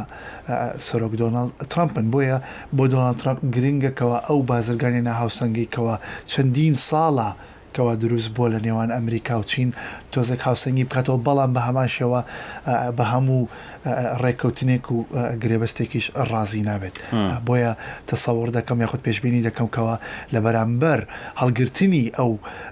ڕێگریە ئەخود تاریفە گومرگیانە دۆناڵد ترامپ سەرۆکی ئەمریکا داوا بکاتکەوە چینیش بەشدار بێت بە وەبەرهێنان لە کەرتی گرنگی تەکنۆلۆژیا وارووا کەرتی گرنگی ژیری دەستکرد لە ئەمریکا و بە هەمان شێوە ڕێگری نەکات لە هاوردەکردنی ئەو کەرستە خاوە گرنگانەی وەکو ریل ئێرث مینرالز یاخود ئەو کەنزە دەنگمەنانەکەەوە زۆر گرنگە بۆ زۆر کەرتی تەکنۆلۆژی وارووا سەربازی گرنگ لە ئەمریکا وارووا بۆ ژیری دەستکرد و بە هەمان شێوە لە ڕووی جیۆسیاسیەوە پاڵپشتی چین بەدەست بێنێت کەوە ڕێگری لەوە نەکات کەوە ئەمریکا بتوانێت هەنێ مەرج بەسەپێنێ بەسەر ئێران وەروەها دەستکەوتێکی تریش هێبێت لە ئەوروپا لە بەرامبەر رووسیا. باشە چییە دۆسەیە بازرگانی دە چیە تشتا ڕێکەفتناکە و ئەمریکا پێ ڕازی ببە یان ڕازی نابە یعنی ئەم بێژن ستانداردێ وەیەکێ چنەکە و ئەمریکا بێژە باشە ئەفتشتایە بۆمە باشە ژۆ بەرژەوەندی ئەمنی نیشتیمانی باشە یانژی نەباشە یانژی ناکرێ. ئەبێگومان نەمە تۆزێکی ئەستەما لە سەردەمەدا کە بتوانین باسی ئەوە بکەین چونکە زۆر ڕوون و ئاشکرا نییە کەەوە ناکۆکیەکان لەسەر چین بەتابەتی یاخود ئەو مەرجانە بەتابەتی کەەوە خۆی ئامادە کردو بۆ گفتوگۆکردن هەنێک لەو خاڵانەی کەەوە ئاماژەم پێدا لە سەرەتای ڕۆماڵەکە ڕوون و ئاشکرایە بەڵام بەچی ڕازی دەبێت ئەمریکا یاخود دۆناڵد ترامپ سەرۆکی ئەمریکا ئەو ڕوون و ئاشکران نییە بەڵام بێگومان دەیەوێت کەەوە ئەو ناهاوسەنگی کەەوە هەیە لە ترید ڤۆلیوم قەبارەی بازرگانی نێوان ئەمریکا و چین هاوسەنگ بکاتەوە کە بۆی ڕوونتر باسی ئەوە بکەم کەەوە پێی وایەکەوە ئەمریکا زۆرتر هاوردە دەکات لە چین لەوەی کەوا دەتوانێت هەناردەی بکە بۆ چین ئەو ئەو بۆ سەر ترامپ پرسگرێکێک مەزنە ئەوە بەرەنگێکی زۆر مەزنە نەکتەنیا لەگەڵ چین وەکو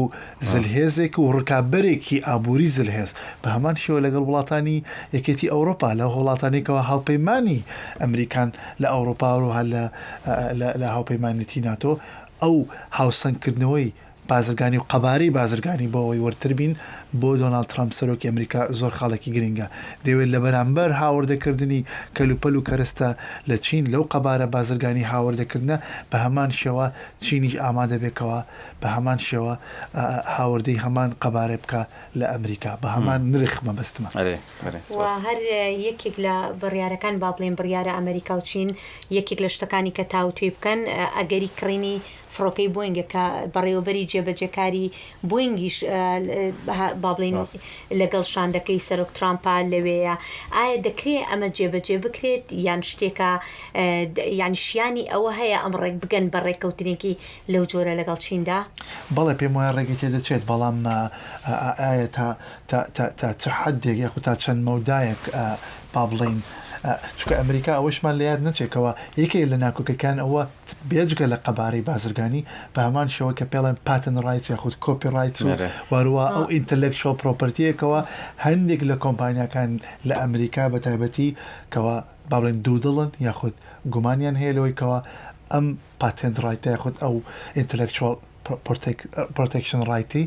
کەەوە لەوانەیە لە دەست بدەن کە تۆ ئەوە شت لە دەست بدا کە وڵاتێکی چین کەەوە بەرەو پێش دەچێت لە زۆر بواردا لە بواری تەکنۆلۆژیا کە بتوانێت کۆپی ئەوە بکات کەواتە تۆ کۆمپیتیتیڤ نیست پێشبڕکێت لە بازاڕی جیهانی و وەروە حەجم لە بازاڕی جیهانی لە دەست دەدەی بۆی کەەوە چین بتوانێت هەمان کەرستە یاخود هەمان کەلوپەل بە نرخێکی هەرزانتر دابین بکە بۆ وڵاتانی بەتابەتی فۆر دیڤڵۆپینگ کەنتریز وڵاتانێکەوە لە جیهانی سێم لە وڵاتانی تریکەوە ئابوووریەکەیان با بڵێن پەرسەندونیە کەوا بیانەوێ هەمان کەرستە هەمان تەکنۆلۆژیا بە نرخێکی با بڵێن کەمتر لە ئەمریکا بەدەست بخەن. باشەکەک شوان بیسکردن تا بەحسا تشتێکی گرین کرد بڕاستی تەگوت ئەمریکا هێش دوارێ ڕاستە ینی گاوا گۆتە بەحسا پەیوەندی ئەمریکا و چینێت کە بێتر دلوارێ ئابووری دنارە دلوارێ بازرگانی دنارە لێ بڕاستی چین چەند ساڵێن داویدا ئەم بێژن بەلکی 15-20 ساڵێن داویدە هێزا خۆ ینی نەما ئەو هێزا وە گۆبەرێ دگوتن چین تەنێت خوازە دوارێ ئابووری خۆلجیهانێ بەلاو بکە و ئەڤ ئینسیاتیڤاوەی کۆ هەیەت خوازل ئەفریقیا و ڕۆژهڵاتە ناوین و نزانم ئەمریکا لاتینی لێ دوارێ لەشکری دژی بڕاستی چین ینی لەگەلک وڵاتێن ئەفریقیا بخۆ بنگەهێن خۆی لە لەشکری ئاوا دکە لە دەردۆرا خۆل وڵاتێن دەردۆرا خۆ لستانە ئەم بێژن ئۆزبەکستان و کازاخستان و نظام چه گەلک ینی تنکار ئێدی بێژی ڕکاوەریە ئەمریکا و چینێ نەما تەنێ ئابووریە لێنها گشتی ئاستەکە گەرەکە ئەمریکا بفکر یان هزراوەیەکێ بکە چین هێدی نێزیکی مت بە مەسەلا شیان و توانین لەشکری من باوەڕ ناکەم ڕکابەریەکان بگاتە ئاستێکی سەربازی ئەو تۆ أزنتني بحث خرجية لشكرية كمان بكشتيت بيجم يعني بيشكتنا تكنولوجيا لشكرية يعني بيشسازيا لشكرية تشيني بله بيشكوتني لروي كتي سربازيو لروي برودكشن كاباسيتي وتواناي برامينانو زور برو بيشتوا بورمنا لبراميناني كشتي فروكالجير كشتي درياي وبابتي تري أو جورا بلام بيجمان لروي برو بيشتون ياخذ لروي بيش بركي سربازيو بيجمان تكنولوجيا أمريكا تايستا بالا دستا بورمنا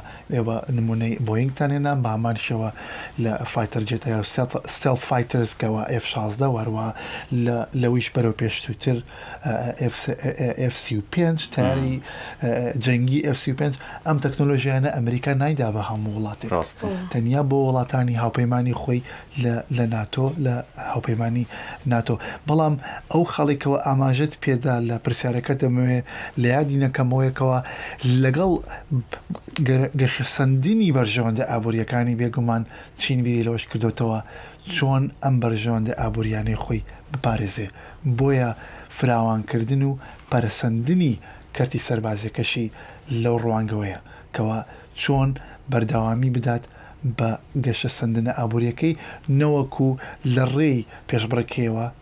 لەگەڵ زلهێزەکانی تر بەتایبەتی زلهێزە ڕکابەرێ گەورەکەی کە وڵاتە یەکگرتووەکانی ئەمریکایە کەوا ڕێگری لەو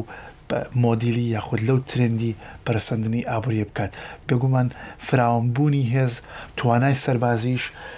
یەکێک لە ئاماژەکانی وەکو ناردنی ئاماژەیە یاخود سیگنەڵە یاخود وەکو ئەتوانین بڵێن وەکو دیتێرنتیشە بۆ ڕێگریکردنی شلەوەی کەوا هاوپەیمانەکانی تری یاخود ڕکابەرەکانی تری یاخود زلهێزەکانی تریش بیر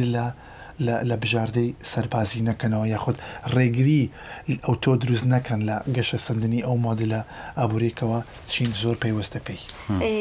نەک تەنها لە ڕێی سەربازیەوە لە ڕووی سەربازیەوە دەزانین تەنانەت لە ڕووی سیاسیشەوە ئێستا هەژمونی چین لە زۆربەی وڵاتانی ناوچەکان دەبینێ بەتایبەتی لە وڵاتانی باشووری ئاسیانی لە وڵاتانی تەنانەت وڵاتێکی وەکو پاکستان کە ئێستا نێوەندگیری ئەمریکا و ئێران دەکا یعنی هەژمونی چین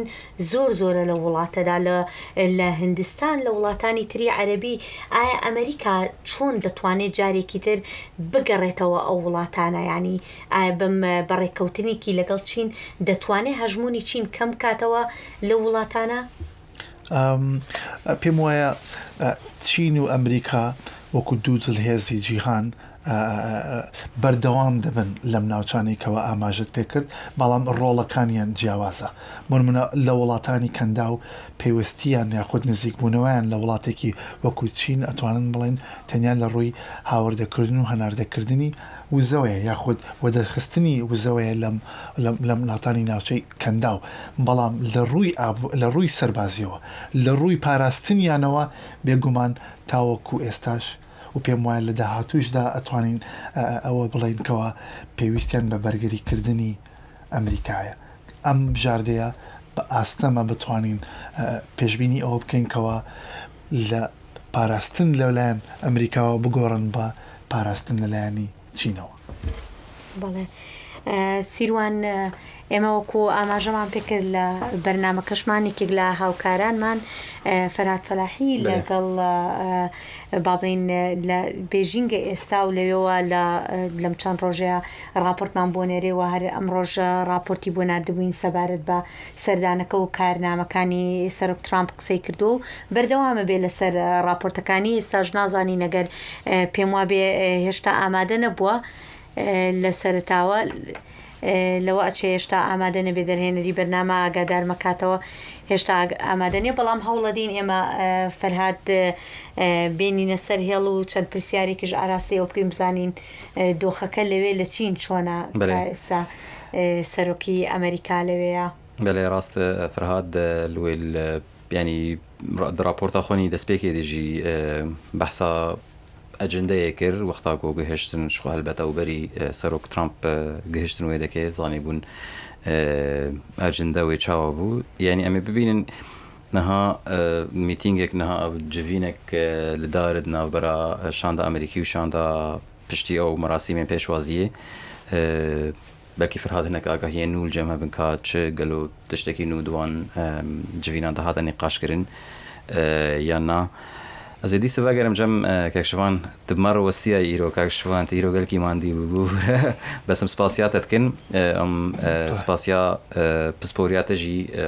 دوي بابتي دكن از خوازم ورم سر مثلا تشتكي كده دسبيكي تجي قوت يعني بانجليزي جير بيجن great power competition يعني نها ولاتين تنشاوا هركز دزانه كود دما داويدا بيونديا امريكا بناتو يعني اندام الناتو يعني هندك اندام الناتو يعني ازنا بيجم نخوش ويا لي كشتي استا كنا اساي هدي بلكي ورقو هرتن مثلا بشتي شر ايران يانا لي اوروبي يعني بيجن هفال بندن امريكا لاوروبا تشاوا تماشي في نزيكونا امريكا وتشيني لكن يعني تشاوا في كش خورا جرينج دبينن يعني از في برسيارة خو بشويكي دم بكم حتى كي جان راديه جبر قلت تشتيقو امريكا وكو ما ترسيش خور دبينه يا ما ترسي سر برجوانديه خوين اجتماعي دبينه قالوا لاوروبا جي بهمان شويتين دي تنيانا ما بس من تشين ليفر بەڵێ تا ڕادەیەک هاوپەیمانەکانی وڵاتە یەکگرتووەکانی ئەمریکا لە ئەوروپا یاخود بە تایبەتی توانین بڵێن هاوپەیمانەکانی هەم لە ناتۆ هەم بە تایبەتی تریش ئەو هاوپەیمانەی کەوا توانین بڵێن the Western Liberal Democracies یاخود ئەو وڵاتانەی دیموکراسی لیبرالی ڕۆژ ئاوایی وەکو مۆدلی سیستەمەکەیان بێگومان نیگەرانیان هەیە لە هەژمونی یاخود فراوانبوونی هەژمونی سیاسی چین لەبەرەوەی سیستەمی جیهانی سیستەمی سیاسی جیهانی یاخود the political world order لە دوای شەڕی جەنگی جیهانی دووەمەوە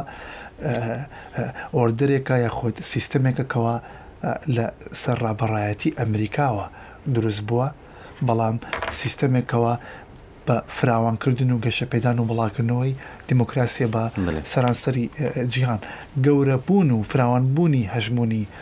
سیاسی چین وەکو سیستەمێکی سیاسی کەوا ڕاستە لە ڕووی ئابووریەوە بەردەوامە لە گەشەکردن بەڵام سیستەمێکی وەکو ئاماژەشت پێدا داخراوە بێگومان دیموکراسی نییە واروها لە ڕووی ئایدۆلۆژیەوە هاوتەریب نییە واروها دژبەیە کە تا ڕادێکی زۆر لەگەڵ ئەو سیستەمە جیهانیەکەوە وەکو وتمان لە سەر ڕابەڕایەتی ئەمریکاوە لە دوای جەنگی جیهانی دووەمەوە ڕیشی داکوتاوە بێگومان لە ساڵانی ڕابردوو بینیمان لە دەرەنجامی نیگەرانی قۆڵی ئەمریکا لە پەرەسەندنی تەکنۆلۆژیای چینی بە تایبەتی هواوێ کۆمپانیای هواوێ کەوا دەکرێت لە ڕێگای بەدەستخستنی ئەو تەکنۆلۆژیایە چین بیەوێت یاخود هەوڵ بدات بەتوانین بڵێن لیسنینگین یاخود چاودێری پەیوەندیەکانی هاوڵات نەکتەنیا هاوڵاتێن بەڵکو وڵاتانی ناوچەکە بکات ئەوروپا بکات بۆیە لە دوای ئاماژە پێدانی نیگەرەکانی ئەمریکا لەوەی کە وڵاتانی ئەوروپا بەنیاز بوون تەکنۆلۆژیای هواوی بەدەستبینن زۆرێک لەم وڵاتانە بڕیاریان دەکەوە هاوردەکردنی یاخود گرێبەستکردن لەگەڵ کۆمپانیای هەوای سنووردار بکەن بۆ هەندێک کەرتی تایبەتیەوە بەرمونە حکوومەتەکان بەکاری ناهێنن وەکو تەکنۆلۆژیا لەوانەیە هەندێک بۆ هەندێک کەرتی و هاوڵاتی بەکاری بێنن نەک بەڵام نەوەکو بۆ کاروبەر و پەیوەندیەکانی حکوومەتەکان دنابینە ئەوروپی بچاوێکی دن لێتن ڕاستە گوت یعنی چین لەسەر گەلک وڵاتی ئەوروپیش تایبەت هێزین مەزن وەکو ئەڵمانیا فرانسا و بریتانیا وەکو مەترسی دەبینن یعنی وەکو مەترسی لە چینێ دنێرن بەس دەهمان دەمێدا هەنێک ئەوروپا ڕەوشە گەلک ڕۆژێ ئابووریان ئالۆز دە دەرباستە وەکو نمونە یونانستان ینی وەختا دەماکۆ کۆمپانیین چینی هاتن بۆ حکوومەتە چینی پشگیریاوان دەکە و ژوان دوێژ ئەزی بێندەرە ئاوا بزێ کەنارە بۆ ئاوا بکەم ئەزێ ئوتێلا لڤان باژارێن و ڤالا بوونە چۆڵ بوونە ئاوا بکەم نظام چ هێدی گەهشترا ئاستەکێک و یونانستان حتا وقرضدار چینی با یا جی ام بیژن پرتغال یا اسپانیا یعنی ما بس من اوروبی نه وەکو یەکو کوتلە بەرێ خۆ دەدا چین وەکو مەترسی نەوەکو ئەمریکا لێت نەر وەکو نمونە بەڵێ بێگومان خاڵێکی زۆر گرنگت هوریژاند کاک سیروان ئەم وڵاتانە ڕاستە لە نێوان یەکێتی ئەوروپادان یاخود لە نێوان هاوپەیمانی ناتودان باکووری ئەوتەسیدان بەڵام لە هەمان کاتیشا هەم ئەم وڵاتانێکەوە ئاماژت پێکرد هەمیش وەکو وڵاتێکی وەکو ئیتالیا دوولایەنە ڕێککەوتن و وارووا گرێبەستیان کردووە لەگەڵ چین بۆ پەرەپێدانی وەکوتم بەندەرە بازرگانیەکانیان یاخود کەرتی ژێرخانی کەوا زۆر گرنگە بۆ ئابووری وارووا بۆ گەشەسەندنی ئابووری ئەم وڵاتانە لە ئەوروپا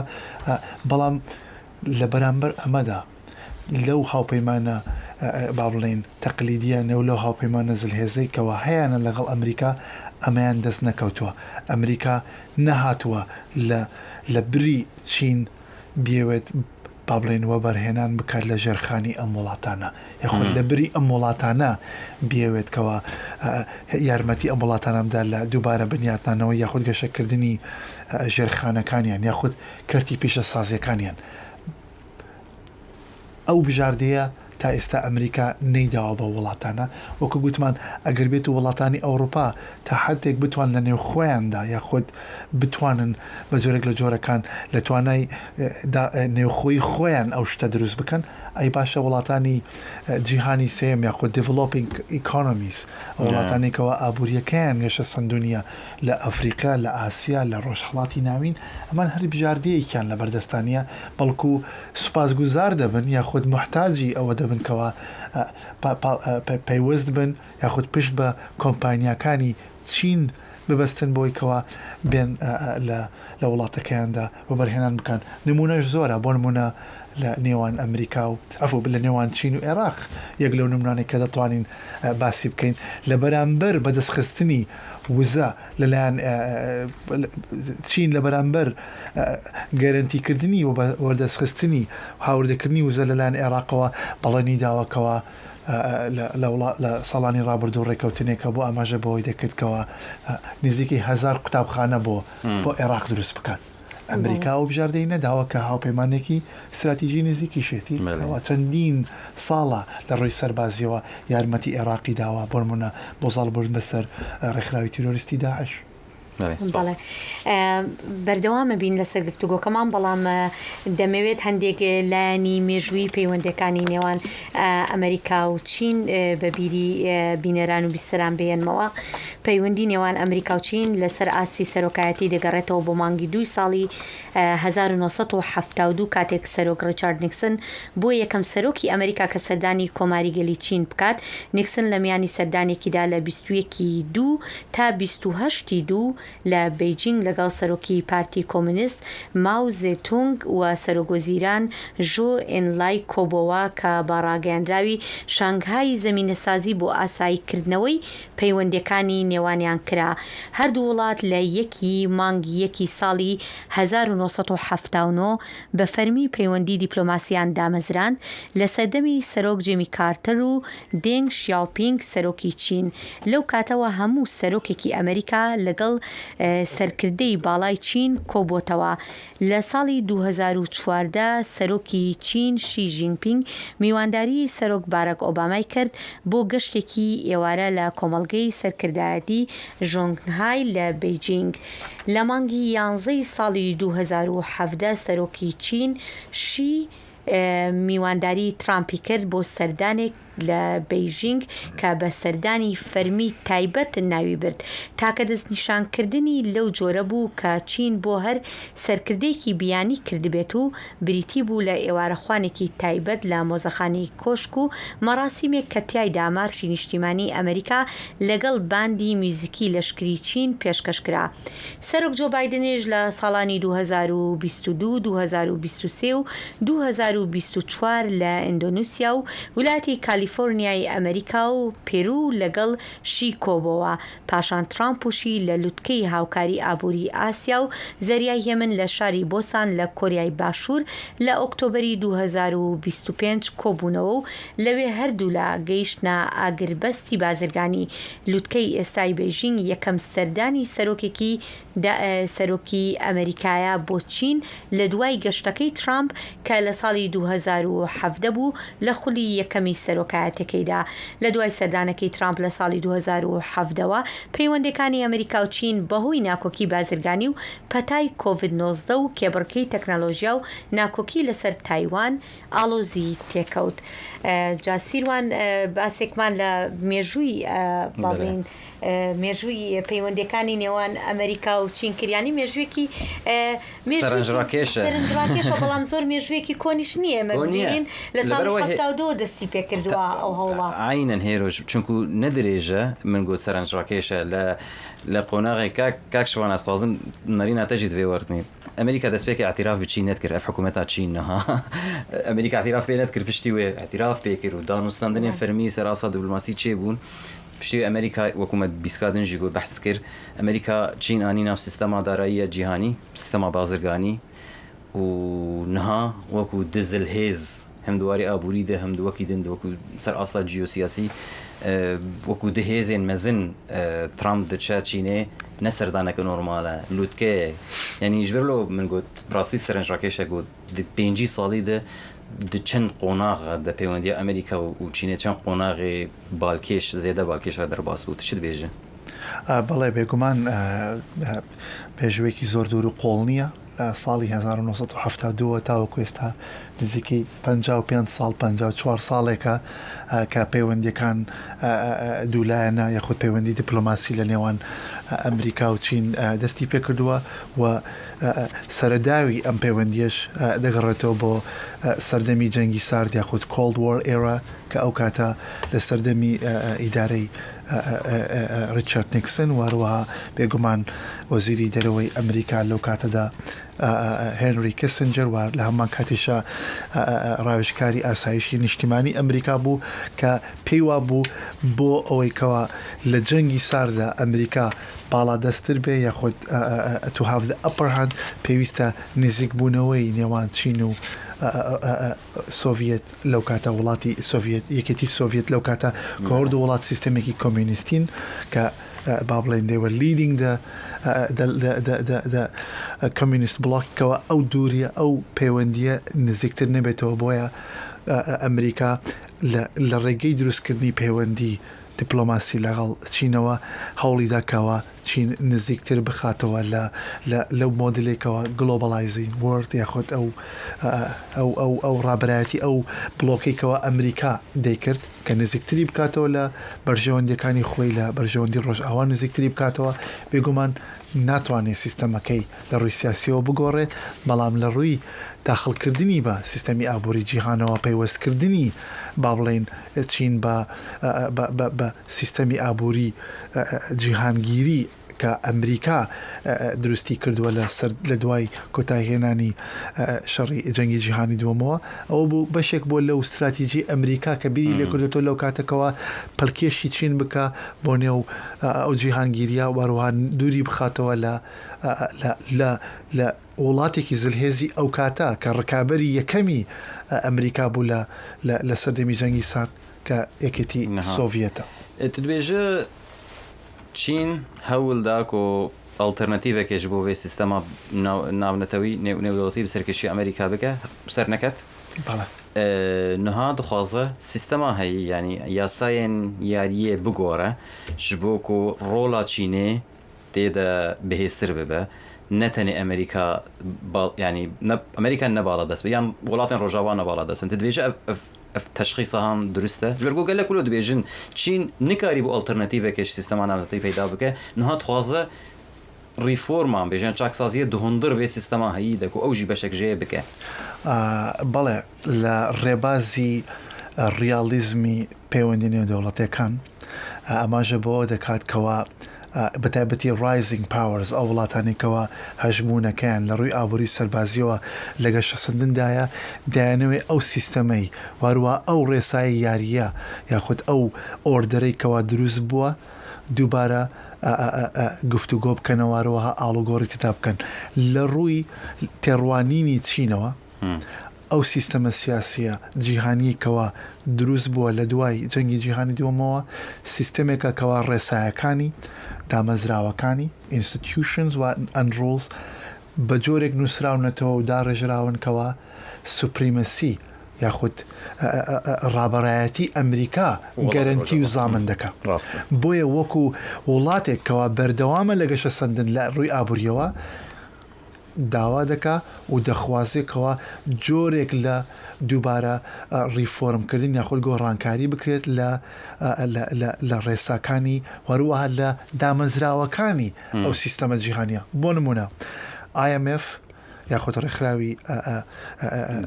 دراوی نێودەوڵەتی وەروە وۆرلد بانک بانکی نێودەوڵەتی ڕاستە ئەمانە دامەزراوەی جیهانین،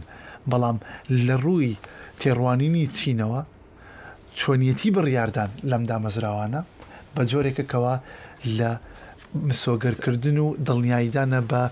مانەوە وەروە پەرەپێدانی بەرژەوەندیەکانی ڕۆژئاوا لە نێویانیشدا ئەمریکا. بۆیە ئەبینین کەوا چین هەوڵ دەدا ئەم ڕاستەیانە بگۆڕدرێت دامەزراوەکانەوە چۆنەتی بڕیارداندان بگۆڕێت ئەگەر ئەمە نەتوانێت هەڵساوە بە دروستکردنی وەکو دەتوانین alternative institutions بژاردەی دامەزراوەی تر یاسای تر بۆ نمونە لە بری IMF و World Bank Asian Initiative Bank Asian International Initiative Bank کە برەو بدات بە پێدانی قەرز بۆ وڵاتانی کەوا باڵێ بڵێن کە لە سفیری ئینفلۆنسی خۆیەتی لە زۆنی کاریگەری سیاسی و هەژمونی خۆیەتی کەوا لە بری IMF و World Bank ئەو قەرزیان پێبدا، بەڵام قەرزێک بکەوە نزیکی بکاتەوە لە خۆی یاخود ئەوەی کەوا جەنابەت ئەتەوێ ئاماژێ بکەی شانگای کۆپۆریشن کاونسڵ ئەنجومەنی هاریکاری شانگای. بە ساداتکەن ژارەدەی سەرکەوت و ناو هەڵدانی چینێ سەرکەوت و ڕاستی ژێرگوگەلێک دەبێژن هەوڵدا بەڵێ ئەو مۆمنتۆم نەلگەل چینێ بوو، یعنی گەلک وڵات هینجی باوەری بۆی سیستەما گۆ چین خوازاڵا بکنینە هینجی سیستەما ڕۆژایی سەرکێشی ئەمریکا کاریگەرە هینجی ئیش دکە. بەڵێ بێگومان ئەوە دەمێنێتەوە سەر توانە سەربازیەکانی ئەمریکا وەروەها وڵاتانیش ئامادەنین لە شەو ڕۆژێکە پەیوەندیەکانیان با بڵێن لە ئەمریکاوە بگۆڕن بۆ چاینا. بێگومان نەتوانین ئەوەش بڵین کەوا هەندێک وڵات دایانەوێ سوودمەند بن لەو کێشبڕکەیەکەوە لە نێوان چین و ئەمریکادا هەیە. بۆ نمونە کۆمەڵێکی یاخود هاوپەیمانێکی وەکو هاوپەیمانی بریکس کەوا بەرازیل وەروەها رووسیا وەروەها ئیندیا وەروەها کۆریای ئەفریقای باشوور ئەم وڵاتانە کە وڵاتێکن ئابوووریەکەیان بێگومان ئابوورێکی تۆمەڵی میدل پاوەرز یاخود ئابوورێکی نێوەڕاستە ئەوانیش دایانوێ ئابوووریەکان گەشە بکەن، بەڵام پێیوەستیانە باوایکەوە هەم پەیوەندیان لەگەڵ ئەمریکا بهێڵنەوە و پێیوەستن بە هەمان شێوە سوودمەند بن لەوەی کەوا ئابووری چین وەکو ئابوورێکی گەشە سەند و بەتایبەتی پیشە سازی ئەم وڵاتانە پێویستی بەوەیکەوە بەتایبەتی دووبارە داڕشتنەوەی ڕێسایەکانی بازرگانی نێودەوڵەتی یاخود سیستەمی جیهانی. بۆیە بێگومان لە چەندین دیدار و گفتوگۆ بە هەمان شێوە گەڵاڵی ئەوەیان کردووەکەوە لە بڕی بازرگانیکردن بە دۆلار بە دراوی تر بیکەن یاخود با بڵێن ئالتەرنەتیڤێک بژاردەیەکی تر ببینەوە، بەڵام ئاستەمە ئەو سیستەمی جیهانی گۆڕینەکەی ئاستەمە. بەڵێ دەمەوێت باسی دوو بابەتی با بڵێن سەرەکی ئەمە بکەم ئەم سەردانە و دوو بابەتی کە بابەتی سەرەکین ئێستا لە نێوان چین و وڵاتی یەکگرتووەکانی ئەمریکا ئەویش بابەتی کانزادەگمەنەکان و هەروەها کۆنتڕۆڵکردنی هەناردەکردنی چیپەکانە. چین و ئەمریکا تاوتوێی درێژکردنەوەی ڕێککەوتنی کانزادەگمەنەکان لە لووتکەکەدا دەکەن، بەڵام داتاکانی گومرکی چین دەری دەخەن کە هەناردەکردنی کانزادەگمەنەکان نزیکەی لە 150 دابەزیوە لەو کاتەوەی چین لە مانگی چواری ساڵی 2005 کۆنتڕۆڵەکانی سەپاندووە. ئەم مادانە لە بواری فڕۆکەوانی بەرگری نیمچەگەیەنەر و بەرهەمهێنانی ئیلکترۆنی بەکاردەهێنرێن. بەرپرسێکی کۆشکی سپی ڕاگەاندووە تیمی سەرۆک بە بەردەوامی لەگەڵ چین پەیوەندی دەکەن بۆ دڵنیابوون لە ڕۆشتنی کانزادەگمەنەکان لە هەمان کاتیشدا زنجیرەی دابینکردنی متمانە پێکرا و خۆڕاگر دروست دەکەن. و هەروەها لەسەر بابەتی کۆنتڕۆڵکردنی هەناردەکردنی چیپ یاسای پێشنیازکراوی ئەمریکا کە بە یاسای ماچ ناسراوە و لە هەردوو ئەنجومەنی نوێنەران و سینات خراوەتە ڕوو فرۆشتنی ئامێرەکانی دروستکردنی چی بۆ چین سنووردار دەکات و تەکنۆلۆژیای ئەمریکا و ژاپۆن و هۆڵندا دەکاتە ئامانج. پرۆژە یاساکە بە دەنگی 36 دەنگ بەرامبەر بە 8 لە لیژنەی کاروباری دەرەوەی ئەنجومەنی نوێنەران پێشکەوت وەزارەتی بازرگانی چین هۆژداری داوە لەوەی ئەگەر یاساکە پەسەند بکرێت بە توندی سیستەمی ئابووری و بازرگانی نێودەوڵەتی تێکدەدات و هەڕەشەی تۆڵەسەندنەوەیشی کردووە. بابینەوە سەر ئەم بابەتانە ئایا پێت وایە لەم سەردانەدا لەم وتوێژانەدا ئەمریکا و چین بتوانن ئەم گرفتانەی نێوانیان چارەسەر بکەن بە تایبەتی لەم دوو بابەتەیە؟ پێگومان بابەتگالێکی زۆر هەیە کەوا ئەمریکا و چین بێگومان ئەم ڕکابەرێکی تازە نییە و ڕۆها بەردەوامیش دەبێت، بەڵام پێم وایە هەم چین هەم ئەمریکا لەم گفتوگۆ با بڵێن ئاستەنگە زەحمەتەدا بەتایبەتی لە بواری بارودۆخی جیهانیەدا بەتایبەتی لە دوای بەرپابوونی شەڕ لە کەندا و ناتوانن تەواوی ئەم خاڵانە بکەون بە ڕێکەوتن، بەڵام ئەتوانن بڵین بەشێک لە ڕێکەوتنەکە دەکرێت دواخستنی ئەو گەمارۆیانە بێت یاخود دواخستنی جێبەجێکردنی ئەو یاسایانە بێت بەتایبەتیکەوە لە ئەمریکا هەڵبژاردن لە پێشە کە لەوانەیە گۆڕانکاری دروست ببێت لە پێکهاتەی ئەم لیژنانێکەوە ئەماژت پێکرد هەم لە سێنات هەم لە ئەنجومەنی نوێنەران کەوا تۆزێک با بڵێن کات بەدەست بهێنن بۆ یەکلایکردنەوەی بەشێک لەو بابەتانێکەوە با بڵێن دوور مەودان یاخود قوڵترن لە هەندێک بابەتی تری کەوا زۆر پێویستترە یاخود گەرم و گورترە لە لێکەوتەکانی بۆ نمونە هەروەکو نمونەیەکی سادە داخستنی گەڕووی هورمزەوە کە ئەوە کاریگەری و کاریگەریەکان و لێکەوتەکانی ئەوەندە زۆر و بەرچاو و بەرجەستەکراوە کەوا وا بکات ئەولەویەت یاخود پێشینە زیاتر بە بابەتگەلێکی لەو جۆرە بدرێت لە بابەتێکی تری بۆ نمونە بۆ تەکنۆلۆژیای کەوا ئاماژت پێکرد هۆشیاری دەستکرد هەروەها چیپ مانفاکچرینگ ڕێر ئەرث مینەرڵ ئەم بابەتانە بێگومان بۆ بەردەوامبوونی کەرتی تەکنۆلۆژی ئەمریکا وەکو بڵێ ئەنرایڤڵ سێکتەر وەکو سێکتەرێک یاخود کردێکەوە چین ناتوانێت ئەو پێشبڕکێ بکات بۆیە چینیش ئەوە بەکاردێنێ بۆیکەوە تۆزێک دەستکەوتی هەبێت یاخود کۆنسیشنز دەستکەوت بەدەستبێنێت لە ئەمریکاکەوە نەرمی بنوێنێت لە هەنێک لەو مەرجانێکەوە چینیش هەیەی بەسەر ئەمریکادا. بۆیە پێم وایە لە دەرەنجامدا خۆردوو لە دەیانەوێت هەنێک لەو خاڵانێکەوە هەیەە لەو داواکاریانی هەیەە بۆ تا حدێک ئاساییکردنەوەی بازرگانی نێودەوڵەتی وەروە بازرگانی دوولایەنە لە نێوانیان بگەن بە ئامانج، بەڵام پێم وانییەکەوە بتوانن تەواوی ئەو کێشە و بابەتانێکەوە هەیە کە چەندین ساڵە و قوڵ بۆتەوە وەکو ئاماژەشت پێدا کە دەگەڕێتەوە بۆ چەندین ساڵ پێشێستا لە سەردەمی سەرۆک بایدنیش بەردەوام بوو دەگەڕێتەوە بۆ سەردەمی ئیدارەی سەرۆک ترامپ لە یەکەم خولەوە ئەم کێشانە بەردەوام دەبن و بەشێکیشان لە داهاتوشدا پێم وایە ڕۆبەڕووی دەبنەوە. وەڕەنگە لە ئێستا چۆنەڵی هێورکردنەوەی ئەم دۆخە و تیش خستنە سەر بابەتە گرنگەکانی یاخود بابەتە بەپەلەکانی کە ئێستا پێویستە کاری لەسەر بکرێ لەوانەیە هەندێک چۆنەڵی لە بەرژەوەندی جیهانی شابێت ینی تۆزێک با بڵێن سەقامگیریەک بێتە ئاراوە لە نێوان ئەم دوو زلهێزەی جیهانی کاتێکە لی بڕوان ئەگەست چۆنەڵی ڕێککەوتنێکی بەو شێوەیە لە نێوانیان هەبێت تۆزێک سەقامگیری لە جیهانیشدا هەبێت جیهانیش پێویستی بەوە بێت. بەڵێ بێگومان بۆ نمونە نرخی نەوت کە لە بازارەکانی جیهان ئێستا لە سەروی $100 بۆ هەر بەرمیلێک وەکو ئەزانن بۆ دەنگدەری ئەمریکا کەوە هەڵبژاردننی نیوتێرم لە پێشە لە مانگی 11 ئەمە گرنگێکی ئەوتۆی هەیە یاخود ئەولەویەتی زیاترە چووکە وەکو خۆشتان نەزانن لە ئەمریکا کاریگەریەکانی گرانبوونی نرخی نەوت لە بازارە جیهانی لەسەر دەنگدەری ئەمریکی هەیە وەکو خۆشتان ناگەدارن نرخی نەوت خود سوتەمەنی لە بانسیخانەکان لە ئەمریکا با بڵێن چۆتە سەریەوە بۆیە بۆ دەنگدەری ئەمریکی ئەمە بابەتێکی ئانیە بۆ کۆماریەکان کە ئەچن بۆ هەڵبژاردننی نیوتێرن بابەتێکی زۆر گرنگ و ئەولەویەتی هەیە بۆیکەوە بتوانن کۆنتترۆلی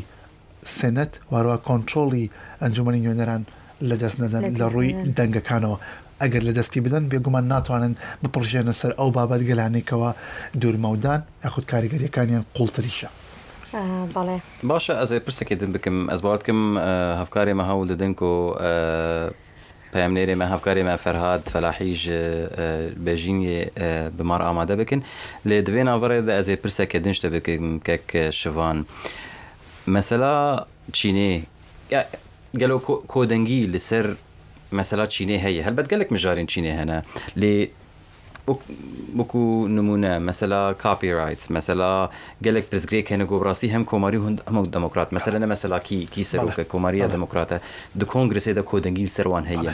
ئەو یەک حتاکی ژانڕادەیە ئالیکاریا ترامپ بکە و ئەجەندەیە خۆ بکێمانی دوێ لوتکەیەدا پێک بینە دوان دۆسەیەدا لۆسەیە کاپیرایتس مەسەلا پاتنت یعنی ئەو تشتێن و هەموو ئەمریکی هەفبیرن ینی کۆدەنگن پێکومان تا حدێکی زۆر ئەتوانین بڵێن هاریکارە کەوا دەتوانین بڵێن دەستی یاخود پاڵپشتی دەبێت بۆ سۆرۆک ترامپ لەم گفتوگۆیانەدا بۆی کەوا چینیش لی دووبارە باڵێن لی دڵنیا دەبێتکەوە ئەمە بابەتێک نییە کەوا پەیوەست بێ بە سەرۆکێکی کۆماریەکان بەڵکو لەوانەیە لە داهاتوودا سەرۆکێکی پارتی دموکراتەکانیش هەمان ئەم کێشانە یاخود کێشەکان با بڵێن دامەزراوەین نەوەکو کەسی بن ئەمە لە ڕوویەکی تکەوە بەڵام لە ڕوویەکی تریشەوە ئەکرێت بۆ نمونە تۆزێک دەستی یاخود بواری ڕێگەپێدان بە سەرۆک دۆناڵد ترامپ ئەستەنگتر دربکات بۆی کەوا نتوانێت بەشێک لەو مەرجانەی یاخود داخوازانێکەوە چین هەیە جێبەجێ بکات بۆنکو کۆنسیشنز وەکو دانوستاندن کەوا مەودای دانوستانکردنەکە با بڵێن بەرتەسک بکاتەوە چونکە بابەتگەلێکە وەکو جەنابەت ئاماژت پێکرد هەردوو پارتەکە کۆماریەکان و دیموکراتەکان بە بابەتێکی بابەتگەلایەکی با بڵێن لە بەرژەوەندی ئاسایشی نیشتیمانی ئەمریکا دەیبێنن چونکە چین بە وڵاتێکی زلهێزی واروها پێشبڕکێکی کرد دەیبینن بۆیە بۆ هەم دیموکراتەکان بۆ هەم کۆماریەکان ئیدارەکردن و ڕێگریکردن لەم بابەت گەلانە بابەتێکن کەوا وەکو باست کرد کۆدەنگی لەسرە کەوا ئەم کۆدەنگی وا بکات دۆناڵد ترامپ سەرۆکی ئەمریکا نەتوانێت لە زیاد لە پێویست دانوستاندن یاخود مەرجەکانی چین جێبەجێ بکات. سپاس. پێم وابێ ئێستاش هاوکارمان فەرهاد فەلاحی ئامادەیە لە پایتەختی چینەوە فەرهادمان لەگەڵایە فەرهاد ئەم کاتت باش ماندوو نەبی جۆت لە ئێمەیە؟ هێرۆ ئەم کاتتان باشیوە فەرهاد گەلێکی گوێمان باش لێ نییە گوێم لێ نەبوو لە دەنگی فەرهاد نابیستم تکایە دەرهێنەری بەرنامە و کێشەیە چارەسەر بکەن گوێمان لە دەنگی فەرهاد نییە. بەێ ئەس باوەڕکەم نەها دەنگ باشە فەرهاد دەنگێ مەتێتە؟ سیروان ئەز دەنگێ وە دەبیزم هێویت کە مونجی دەنگی من ببیزن ئێستا گوێمان لێتە فەرهاد سەرەتا ڕەوشەکە چۆنە لەگەڵ گەرمایە چۆنی کەش و هەوای ئەوێ چۆنە پێشتر قسەمان کرد لەگەڵێک ئاماژەت بۆ کرد کە جەوێکی زۆر گەرمی هەیە لە ڕادەبەدار هێرۆ ئەم کاتتان باش من ئەتوانم بڵێم لە ژیانی خۆما گەرمایەکی وەم بە چاوی خۆم نەبینیوە وای لێ کردووە کە هەموو جیازەکانمان لێرە بە دەکەی ئەڵێن بە ئینگلیزیەکەی ئەڵێن ئۆڤەرهیتی کردووە گەرمیان کردو و زوو کوژێتەوە هیوادارم کێشە لە ڕاستەخۆکەی چا دروست نەکا بۆمان وابزانم لە دەم و چاوما و لە ڕومەتمای بینن کە یەکسەر لە گەرما هیچمان پێ ئەو ئەس باوەڕکەم چەند ڕۆژی فەرهاد باشە تێر خەو نەبوویە گەلێک نەما درۆژمان و تێڤەگەرە تێلمە ڤەگەرە باش فەرهاد ئەسخوازم پرسێکی شتە بکەم شخوا نوها مەبهەڤر تەماشەت کرد بە ئەوەیەکی ڕاستەخۆش ڤر فەرهاد پێشوازی لە سەرۆک ترامپ لە هۆلا گەل یان کۆشکە گەل لە بێژینگ لە سەرۆک ترامپ و شاندا لەگەل هاتەکردن دووری یەکسەر هەردوو شاند چوون جڤینێکە فەرمی گەلۆ تشتێک تا ئاگاهی نو گوێگون هەڵجەمە تشتێکی نو تنەی بڕاستی تا ئاگاهی هەنە کا دوێ جڤینە سەرەتایی چ هات باسکردن سیروان مخابن گرگ آگاهی و جمن ها زیاده تر به لور لچین تایبت مندی کی وساهی کوبراستی وک روزنامه‌وان بیانی لوی ولاته تو آگاهی کی نکارن لدردور خویجی بگرن جبروی کو اینترنت تمامتی کارم بیجم سر ما قد بویم نکارن بگیجن تو دره کی تنه او تشتی کو ام بخوزانن کو ل کوش کاسپی و تیم کو بسرک ترامپ رانا دانا روزنامه‌وانان لور بیجینگ اویه کو بتایبتی لوان رونشتنان بابتن آبوری و بازرگانی و آسایشی و ژئوپلیتیک ده بین بحث کرن سیروان. بله فرهاد براستی هلبت چینجی يعني قالك أظهرم قالك زحمة ياج رجموان أرد وقتها جو يعني أم بيجن رجموان بكرتي نأزاد هيرو وقتها جو درنش تشيني رابور دكن نصانم مكيدن فرهاد يعني أنك أجندا البيشيا سروك تشيه ديوان چندم جميرين بيشي ده نهال جمع دم جمير يازدو بيست شوية الجموع يازدو بيست سباهاي فرهاد أجندا ده چندم جميري بيد چنه سیروان هر وکو کوهن همو زانن کمبون دست بکرنا از بیم کمی ساعتی کی بدما بیجینگ دوی داره کمبون دست بکرن سرک ترامپ پیشوی کو تفلی کمبون بگو کو پیوندی و تایبتی به سروک چین را گله کی باشه گله جارا به تلفنی به هفدورا مجارن جهان نقاش کن گفتگو کن اوی کو ام زانن کو دوان کمبونان دا گله کی برچاو بن دیسا دبیجن کم کردن و کم کردن گرجین بازرگانی و باج گمرکینا عالیه هر دولتان به تایبتی او باج هری گرانکو امریکا خستبو سرچینه جبو هنرده کرنا کلوپل و شتن چینه جبو امریکا و مجاره کی دن او کو امریکا چین به اقناع بکی کو انرژی و زی امریکا زیادتر بکار بینه مجاره که گله کی گرنگ هبوج دو ول میدیای جهان تبحث کردن او کو فروکین بوئینگ امریکا خواستی کو چین نزی 500 فروکین بوئینگ امریکی بکره ل امریکا او گله کی مجاره کی گرنگ دبن هری گرنگ جبو گلن روشلات ناوین و در دور اوی کو روشا ایرو لروشلات ناوین شوپینن به تایبتی ده مجاره ایرانه به ایران و پراکسین ویل هرم گلکی پرسکریک هبو چیکرنش بو امریکا و وکو زانن شرکو 28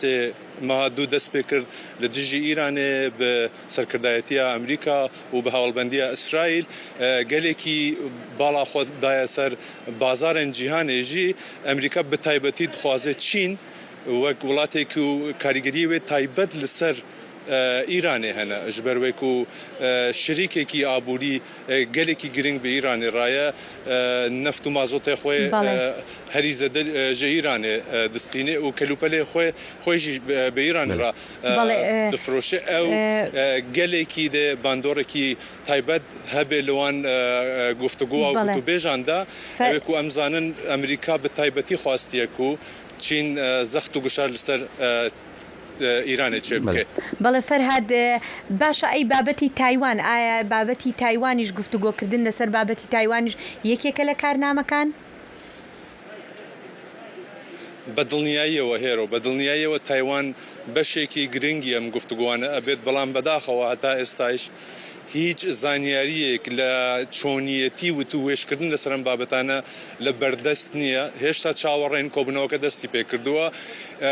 اوی که اما للاینی امریکی بیستمان اگر پرنس کنفرانس یا کنگره که روزنامه‌وانی لیره لبیجینگ و لچین ریگ نخرد وایم کوبنوانه بدلنیایی و کاتی گرانوی تیمی امریکا بو واشنطن وردکاری زیاتر ادن لسر بابتکان و گفتگوانی که کراوه لگل لاینی چینی ده هیرو فەرهاد فەلاحی سپاس دەکەین کە لەگەڵماندابووین هیوادارین لە ماوەی بەرنامەکانماندا بۆ ڕووماڵکردنی ئەم سەردانەی سەرۆک ترامپ لەگەڵماندا بیت و زانیاری زیاترمان پێ بدەیت و بێگومان لە داهاتوشدا زانیاریەکان زیاتر دەرەکەون پاش کۆبوونەوەکەیان ئاگادارمان بکەیتەوە. سپاس دەکەین. گەلێک سپاس فەرهاد. سپاس هێرۆ سیروان، سپاس. بەڵێ بابەتێکی کە باس کرا لێرە باسی مەسلەی ڕۆژنامەوانی و ینی بابەتی ئازادی کرا لە چین. یەکێک لە بابەتەکانی کە لە ماوەی ڕابردووە ئێمە هەمیشە دەمانبیست بابەتی مافی مرۆڤە لە چین، ینی تۆمارەکانی مافی مرۆڤی چین بابەتی ئەم شتا ئەمانەکە هەمیشە ئەمریکا جەختیە کردەوە سەر نەبوونی ئازادیەکان، نەبوونی مافەکانی مرۆڤ لە وڵاتەدا. ئێستا ئەمە چەندێک گرنگ ماوە لەم گفتوگۆیانەدا یاخود هەر بەگشتی ینی چەندێک پێویستە گرنگ بێ لەم کاتەیە لە کاتی ئەم گفتوگۆیانەدا کە ئەکرێت. بێگومان ئەمەش بابەتێکی زۆر گرنگە، بەڵام دەتوانین بڵین وەکو ئەوەی کەوا تا ئێستا باس نەکراوە لە سەرچاوە هەواڵیەکان واروە لەو ڕووماڵەی کەوا دەستمان پێ کردووە بەشێکی شێوە دەگەڕێتەوە بۆی کەوا لە سەردەمی سەرۆکایەتی کۆماریەکان لە ئیدارەی دومی دۆناڵد ترامپ ئەم بابەت کەلایە بابەتێکن کەوا گرنگی ئەو تۆی پێ نادرێت، بەتایبەتی بابەتی دیموکراسی، مافی مرۆڤ، وەروە بابەتکەلایەکی تر کە نامێ ئاماژەی پێ بکەن. بەڵام لە 10 ساڵ بەر لە ئێستا بابەتی مافی مرۆڤ بەتایبەتی تریش ئەو چەوساندناوانەی واخود پێشێلکاریانەی کەوا دەسەڵاتدارانی چینی بەرامبەر هەندێک لە پێکاتەکانی وڵاتەکەی خۆیان جێبەجێیان دەکرد بەتایبەتی تر لەسەر کەمینەی موسڵمانی چاینیز ویگرز لە پارێزگای ژینجان لە ویگەر مسلمەکان کە بابەتێکی بەڵێ ویگەرەکان کە بابەتێکی زۆر با بڵێن حساس هەستیار بوو لە پەیوەندیەکانی نێوان ئەمریکا و چین، لەبەرەوەی چاوەڕێ دەکرێت لە وڵاتێکی زلهێزی وەکو ئەمریکا کەوا پاڵپشتی بکە بۆ دیموکراسی وەروەها مافی مرۆڤ، بەڵام وەکو مافی کەمینەکان بێگومان لە بە هەمان شێوە بەتایبەتی لەو جۆرە مامەڵەکردنەی دەسەڵاتدارانی چین لەگەڵ ویگەرەکان لەو پارێزگای ژینجان کە بەتایبەتی تریش بە جۆرەهایەکەوە دەشێبهێنرێت یاخود بەوە بەراورد دەکراتکەوە لە کامپی ری-ئێجوکیشن یاخود کۆنسنتریشن کامبن لە کامپێکی زۆرە ملێ بن کەوا وا بکات بیر و بۆچوونەکانی خۆیان لە ڕووی ئاینیەوە هەروە لە ڕووی ئایدۆلۆژیەوە لەبیر ببنەوە، هەروە لەسەر پرەنسیپی و بنەمای کۆنفۆشیسمەوە کەوا ئایدۆلۆژیای وڵاتی چینە دووبارە با بڵێن تەهیل یاخود با بڵێن چاکسازیان بکرێتەوە کە ئەمە بەڵام بابەتێکی زۆر ناڕەوایە بە بەنەماکانی مافی مرۆڤ لە بنەماکانی با بڵێن Declaration of Human Rights جارنامەی گردوونی مافی مرۆڤ کەوا پێچەوانەی ئەوەیە، بەڵام ئەم بابەت گەلانە مافی مرۆڤ بڵاوکردنەوەی دیموکراسی وەروە مافی پێکهاتە کەمینە نەتەوەی و ئاینیەکان بابەت گەلایە کە دەتوانین بڵێن لە تەوەری دووەمی گرنگەکانی ئەم بابەتانە. پێم وانە کە ئەم بابەتانە بەلای ئەمریکاوە گرنگ نەمابێت، چونکە ئەمە بابەتێکن کە هەمیشە بەلای وڵاتی یەکگرتووەکانی ئەمریکاوە ئەم بابەتانە گرنگ بوون، بەڵام لەوانەیە لە پەراوێزی گفتوگۆکاندا باز لەمانە بکرێت دوایش بۆمان دەرەکەوێت کە چەندێک باز لەم بابەتان ناکرێت، بەڵام هەروەکو پێشتریش ئاماژەمان پێدا چەند بابەتێکی ئەوەندە گرنگ و هەستیاری نێوان هەردوو وڵات هەیە زیاتر ئەم بابەتانە چۆنەڵی سەرنجی میدیاکانیان ڕاکێشاوە هەروەها باڵیان کێشاوە بەسەر گفتوگۆکاندا. ڕاستە بتایبەتە ڕێڤەبەریا ترامپ گەلێک جارە گوتیەک و بابەتە ئازادیا ئۆلی گرینگە گەلێک جارە بەحسا لە یەکێکریە بتایبەت چاوە تەپەسەکردنا کریسیانان لە نیجیریا وەکو نمونە یا لەگەلێک وڵاتێن دن ئەس دێژن دوێ چارچەوەی دژی بەلکی نە مژارەکە سەرەکی بێژبەر و گەلێک مژارێندن هەنەیە گرینگ لێ ئەس دێژم هەریکێم دۆسەیە هۆنگ کۆنگ دزانە ینی حتا بەری گۆسەرۆک ترامپ بچەچینێ گەلک ڕێخستنێ مافی مرۆڤان دەگوتن دوێیەک ژوێ خاڵێن کۆ ترامپ لەگەل شی ژینپینگ قسە بکە ئەوە چاوە حکوومەتا چین ڕێزێ لە هۆنگ کۆنگ بگرە ڕێزێ لە ئەتۆنۆمیا هۆنگ کۆنگ بگرە تەوی گۆڕاستی ئەوەکو هێدی حکوومەتان ناوەندی ینی بێژینگ دەسەڵاتە خۆ لە هۆنگ کۆنگ بەهێز دکە ئەتۆنۆمیا خۆسەریا هۆنگ کۆنگ کێم دەبە لێ تدبێژە مژارەکە وەرە باسکردن بابەتی هۆنگ کۆنگ بێگومان هەستارە چونکە بابەتێکە هەنێک جار بەراورد دەکرێت بە تایوان کە بێگومان توانین بڵێن هاوشێوەی هەیە تا ڕادەیەک بەڵام لە هەمان کاریشە جیاوازیەک هەیە ئەویش ئەوەیەکەوە هۆنگ کۆنگ وەکو تایوان بۆنمونە بڵین ناوچەیەکی ئۆتۆنۆمی بووە لە چاینا بەڵام سەروەریەکەی لەژێر دەسەڵاتی شانشینی یەکگرتوو بووە کە دوای چەندین ساڵ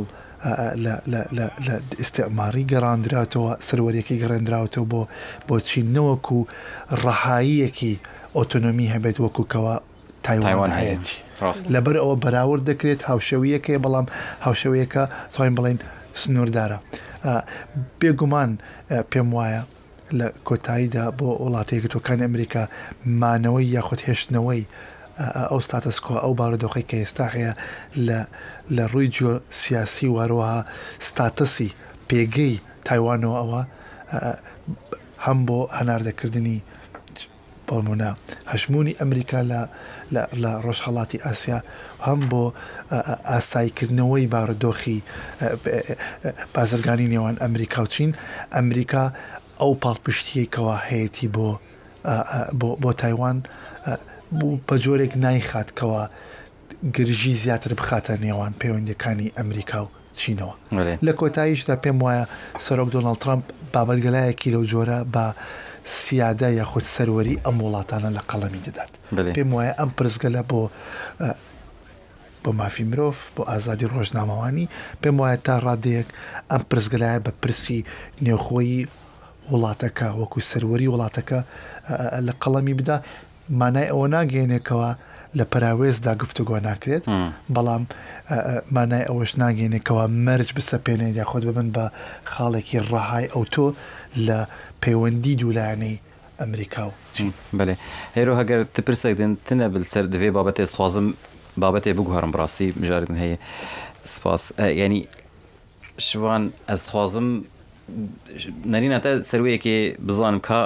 وڵاتێن دنیەن ئاسیا بە تایبەت هەواڵبەندێن ئەمریکا ینی کوریا باشوور و جاپۆن و حتاڕادەیەکی فلیپین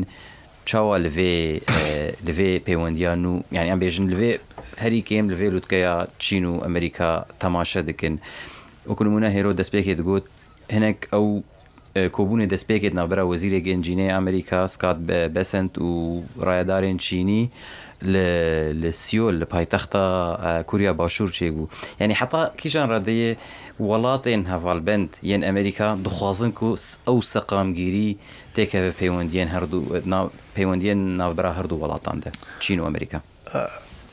من پێم وایە هاوپەیمانەکانی ئەمریکا لە ڕۆژهەڵاتی ئاسیا تا ڕادەیەکی زۆر لە نزیکەوە چاودێری ئەم سەردانە دەکەن و دەرەنجامەکانی ئەو سەردانە دەکەن بە تایبەتی تریش نەک تەنیا بۆ ئاسایکردنەوەی پەیوەندی بازرگانی نێوان ئەمریکا و چین کە بێگومان بۆیان گرینگە بەڵام تا ڕادەیەکی زۆر بۆ ئاسایکردنەوەی یاخود وەڵامی ئەمریکا بۆ هەندێک لەو پێشەرکاریانەیەکەوە چین ئەنجامی دەدات لە بابڵین بەزاندنی یاخود سنوور بەرزاندنی سەروەری ئەم وڵاتانە لە ساوس چاینە سی لە دەریای چینی باشووری چینەوە کە پێیان وایە لە ڕێگای دروستکردنی بنکەی سەربازی بەردەوام لە ساوس چاینە سی لە دەریای باشووری چین واروها بەردەوام بابڵین کەشتی گەلەکانی وڵاتی چین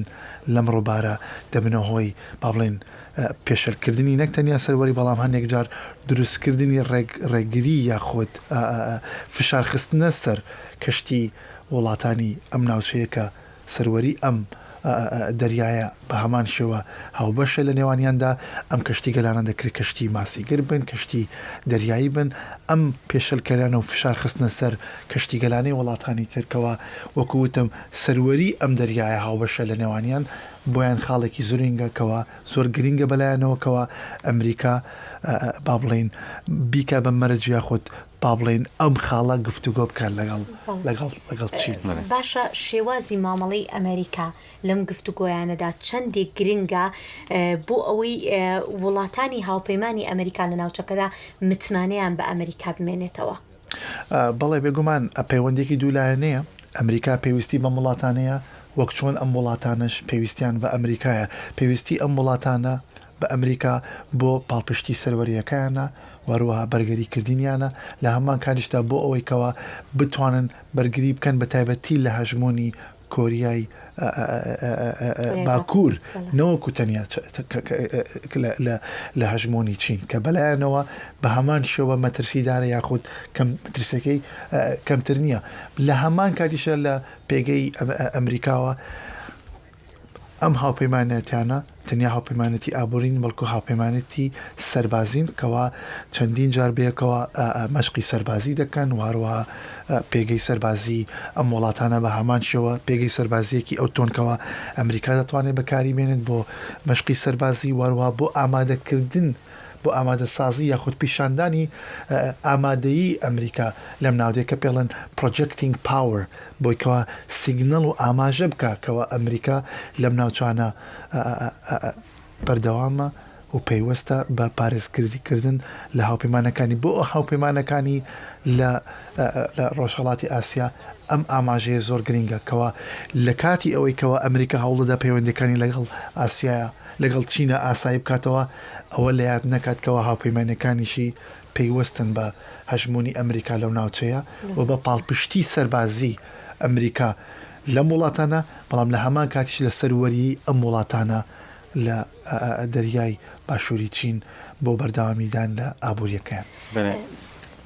ئەسخوازم وەکو فاڵۆ پرسیارێکی دەبێ باربێت بکەم یان گەلێک شرۆڤەکار دەبێژن پێشکەتنە تەکنۆلۆژیا مەسەلا درۆن پێشکەتنە ینی ئاڵاوێن شەڕ هاتنە ینی هاتنە گوهارتن پێشکەستنە لێگەلێک دەبێژن نمونەیە ئێریشا ینی ئەم بێژن ئۆپەراسیۆنیان رووسیا لە ئۆکراینە و هەروها ئێریشێن vێداویەن ئیرانێ لە دژی وڵاتێن کەنداوێ دیار دەکەن کۆ هینژی پێویستیە گەلێک هەرێمێن جیهانی هەگەر بەحسا ڕۆژهڵاتی ئاسیاتکن یا ڕۆژهڵاتە ناوین پێستیاوان بزلهێزێکی هەیە دوێن نمونێ دەوەکو ئەمریکا بۆ بڕاستی پاراستنە نەتەنێ پاراستنە جیۆسیاسی پاراستنە سەروەریاوان بکەن ینی بەحساوەیەکی کرد شوان بەس هینژی پێویستی بەهێز ینی هارد پاوەر هەیە بەڵێت بێگومان وەکو لە سەرەتای ئەمڕۆ ماڵەش باسمان کرد هێزی سەربازی و توانای سەربازی ئەمریکا تا ئێستا نکۆڵی لێ ناکرێت کەەوە ئەنڕایڤڵد هیچ کەس هیچ وڵاتێک ناتوانێت نکۆڵی لەوە بکات یا خودت بتوانێت کێشبرکەی لەگەڵدا بکات بۆ ئەم وڵاتانە دڵنیاییەکە زیاتر لەوەیەکەوە ئەمریکا هاوپەیمانەکانی لە یاد نەکات هاوپەیمانەکانی لە ئاسیای ڕۆژهەڵات و هەمان شێوە هاوپەیمانەکانی لە کەنداو لە ڕۆژهەڵاتی ناوین وارووە هاوپەیمانەکانی لە ئەوروپا گومانێک لە هاوپەیمانەکانی ئەمریکا لەوەیەکەوە لەوانەیە ئەمریکا ئەو پەیوەستبوونەی بە هاوپەیمانەکانی وەکو پێشتر نەمابوو بێ یاخود لاواز بوو بێت بێگومان بە تایبەتی لە جۆری جەنگەکەی کەەوە ئاماژت پێکرد هەم لە کەندا و هەم لە ئۆکرانیا پێڵ ئەسیمەتریکەڵ وەرفەر ئەم جەنگی نابەرابەرە ئەم وڵاتانە بەتەنیا ناتوانن بەتەنیا یاخود بە هەفتوو بە یەکڕە بەبێ پاڵپشتی سەربازی ئەمریکا بتوانن بارتەقای چین بتوانن بەرگری لە خۆیان بکەن یاخود بەرگری لە سەروەری وڵاتەکانیان بکەن وارووا بێغمان شێوە لە مەترسیەکانی کۆریای باکوور بتوانن خۆیان بپارێزن وەکو وڵاتێکی خاوەنچەکی ئەتۆمی بۆیە پێویستیان بەو دڵنیایی هەیە بە بەردەوامی پاڵپشتی سەربازی ئەمریکا هەیە. ئێمە باسمان لە سەرەتای بەرنامەکەەوە باسمان لەوە کردکە با بڵێن چەندێک گرنگە بێت کاتێکە چین بتوانێت دژی ئێران ڕاپۆستێتەوە ئەمە چەندێک گرنگە بێت بۆ کۆنتترۆلکردنی ئێران یاخود بۆ ڕێگریکردن لە ئێران بەڵام باسێکی کۆریای باکووریش بکەین. کۆریای باکوورژێکی کە لە وڵاتانێکە لە مێژە هەوڵی ڕێگریکردن لە بەرنامە ئەتۆمێکەی دراوە وەکو وڵاتێکی خاوەن چەکی ئەتۆمیش لە ناوچەکەدا چەندێک گرنگە بۆ ئەمریکا کە با بڵێن لە ڕێکەوتنێکی ئەگەری نێوان ئەمریکا و چین چەندێک بە چ شێوەیەک چین دەتوانێت هاوکار بێ لە کۆنتترۆلکردنی کۆریای باکوور کە چیتی مەترسی نەبێت لەسەر جیهان. بێگومان کاریگەری هەیە لە نێوان چین و پەیوەندی هەیە بە هەمان شێوە تا ڕادەیەکیش کاریگەری چین کاریگەری و یاخود هەژمونی هەیە بەسەر کۆریا باکوور نەچێکە لە بابلێندا ئیداری پێشووی سەرۆک ترامدا چینێکێک بوو لە وڵاتانی کە هەوڵی داوەکو ناوبژیوان لە نێوان کۆریای باکوور و ئەمریکادا بۆ گەیشتن بە ڕێکەوتنێک کار بکە کە ڕێکەوتنەکە ئەنجام نەدرا. بەڵێ بێگومان وەکو ئەمویست ئاماژەی پێ بدەن چین کاریگەری هەیە بەسەر کۆریای باکوور نۆکو بڵێنێ بچووکە وەکو وڵاتێک ئابوووریەکی داوەخرا و وەکوی خۆت پەرایە ستیت زۆربەی وڵاتانی جیهان پەیوەندێکی ئۆتۆی دیپلۆماسیان لەگەڵان نیە چجای ئەوەی کەوا پەیوەندێکی ئابووری پتەویان هەبێت لەگەڵ کۆریای باکوور بۆ زۆر بابەت گەلێک کۆریای باکوور پێیوەستە بە هاوپەیمانێتێکی یاخود پاڵپشتی نەکو بڵێن پاڵپشتی بەڵام پەیوەستی هەیە بە چین وەکو بۆ هاوردەکردن بۆ کەرستە واروها بۆ زۆر بابەت گەلێکی تر بەڵام بۆ نێوەندگیری نێوان چین و ئەمریکا بۆ نێوەندگیری نێوان کۆریای باکوور و ئەمریکا بابەتێکە من بە دووری دەزانم چونکە پێشتر هەوڵێک هەبوو ئەم هەوڵە سەرکەوتو نەبوو بە تایبەتتریش لەوەی کەوە بۆ کۆریای باکوور و دەرچوونی لە ڕێکەوتنامەی نەپیتاندنی یۆرانۆمی NPT تریتی کە ئەمەش وا دەکاتکەوە وابەست بوونێک یاخود دڵنیاییدانێک نەبێت لەوەی کەوا بتوانن پشکنێرانی نێودەوڵەتی پشکنێرانی دوولایەنە بتوانن دڵنیایی بن لە تا چەند ڕادەیەک تاخود تا چه ئاستێک کۆریای باکوور دەستی کردووە یاخود گەیشتووە بە پیتاننی یۆرانۆمی ماروە ئەو کڵاوە ئەتۆمیانێکەوە ئەگەر دروستی کردبێت تا چەندە مەوداکەیان ئەم بابەت گەلایە بابەتێکی زۆر لە ڕووی تەکنیکی و لە ڕووی با بڵێن زانستیەوە بابەت گەلایەکی زەحمەتن ئاستەنگن و یاخود کۆمپلێکسن بە نێوەندگیری چین بە ئاسانی چارەسەر نابێت بەڵام بە پێچەوانەی کۆریای باکوور تا ئێستا ئێران لەو ڕێکەوتنە لەم معاهدەی نێودەوڵەتیە یاخود ڕێکەوتنامی نێودەوڵەتێک NPT ئێران تا ئێستا لەمە ماوە واتە ئەگەر بێت و ڕێکەوتنێکی ئەتۆمی هاوشێوەی JCPOA یاخود ڕێکەوتنی ئۆتۆمی کە ئەمریکا و یاخود P5+1 پێنج ئەندامە هەمیشە یەکەی نەتەوەیەکەوەکان و ئەڵمانیا لەگەڵ ئێران کردیان ئەو کاتە ڕێگا دەدرێت بە پشکنێرەکانی نێودەوڵەتی واروەها پشکنێرانی ئاژانسی وزەی ئەتۆمی نێودەوڵەتی کەوا بتوانن ئەم شوێنانە بپشکنن بەڵام بە دووری دەزانم کەوا کۆریا ڕێگا بە پشکنێنێکی لەو جۆرەگە بدات. يعني مجار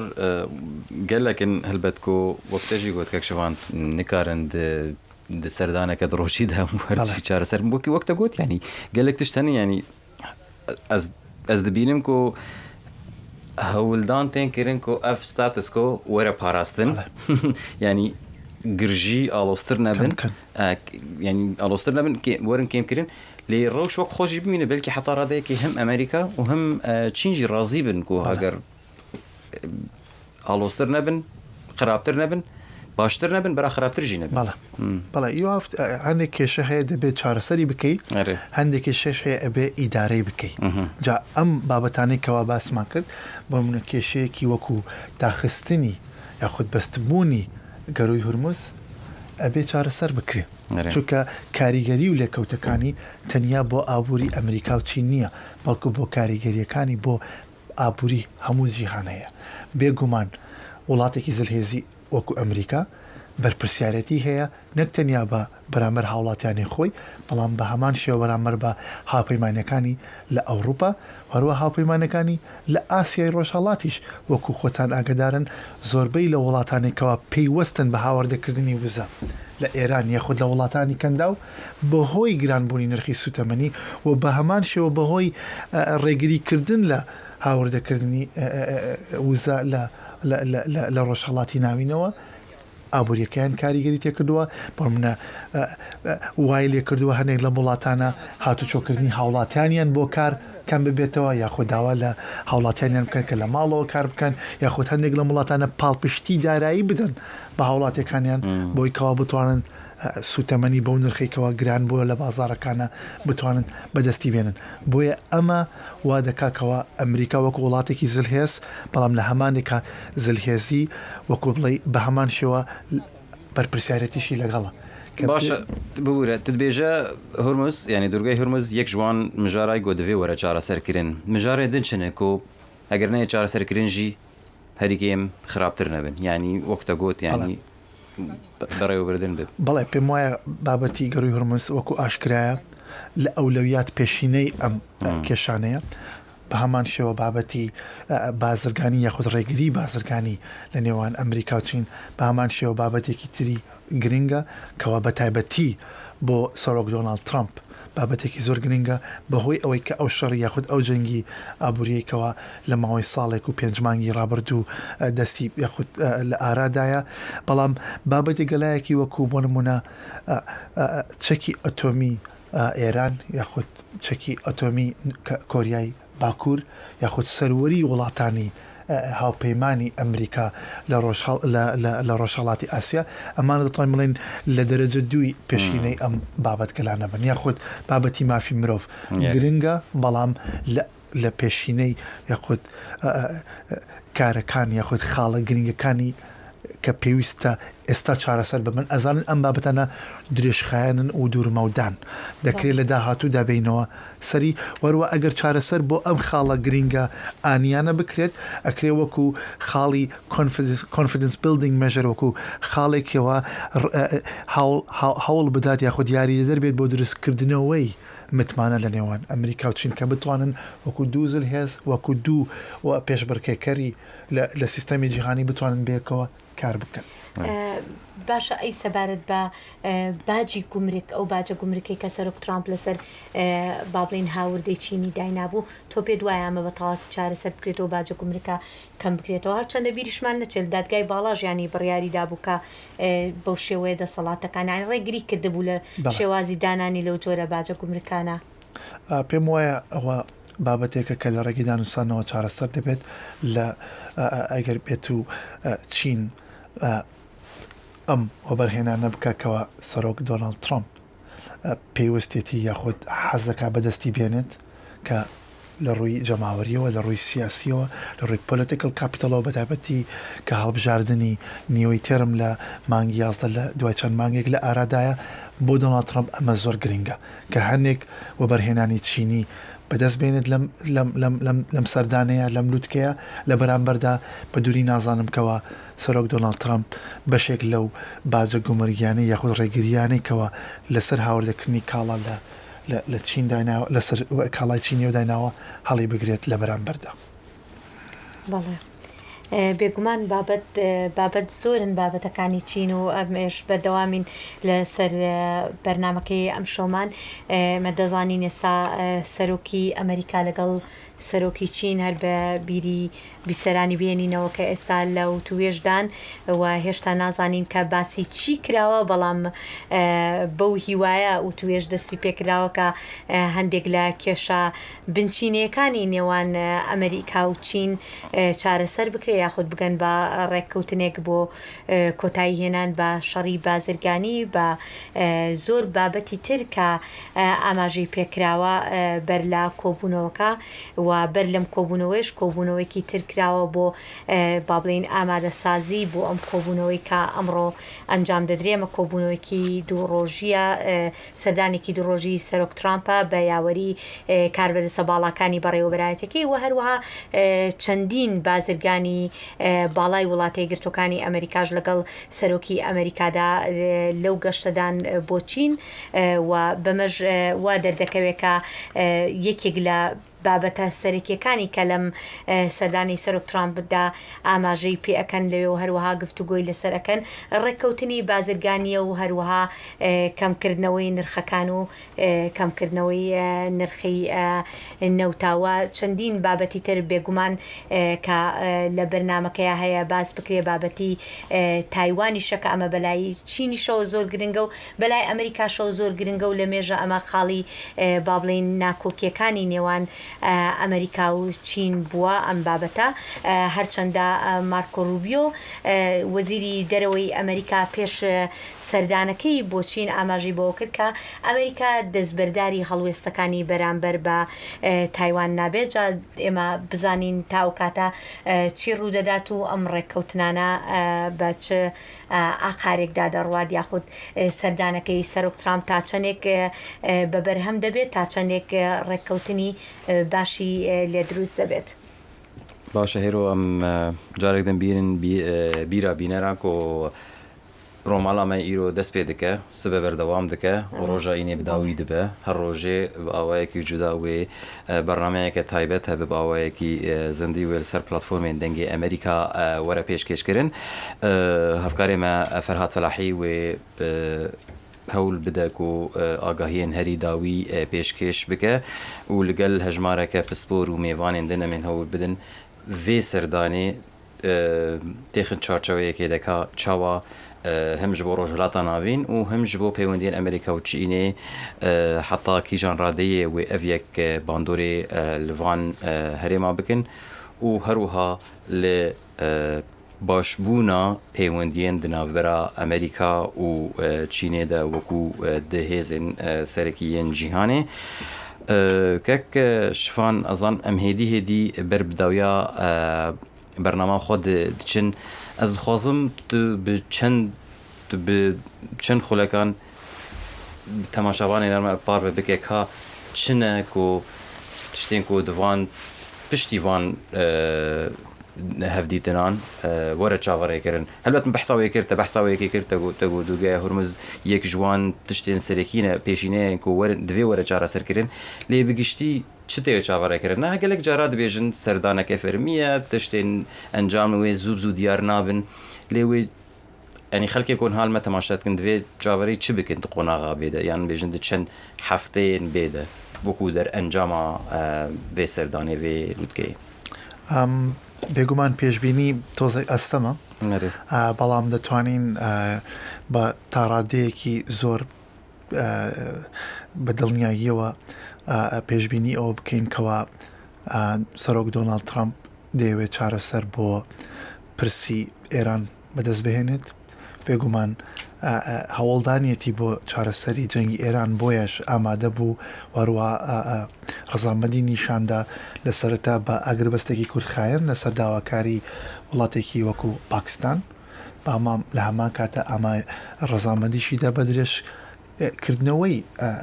ئەم ئاگربەستە وەکو خۆی ئاماژە پێکردووە indefinitely بەڵام we don't know دڵنیانین کەوا ئایا ئەم درێژخایەنە ئایا بەڕاستی دوورمەودایە یاخود لە هەر کاتێکدا ئەگەڵ بێت و ئێران ئامادە نەبێت دانوستان بکات و هەندێک لەو ڕێگریانەی کەوا ئەی کات لە گەڕووی هورمز هەڵی بگرێت دەستی لێ هەڵبگرێت کە کاریگەریەکانی وەکو گوتم بۆ ئابووری هەموو جیهانە بە تایبەتی بۆ هاوپەیمانەکانی ئەمریکا لە ڕۆژهەڵاتی ناوەڕاست وەروەها لە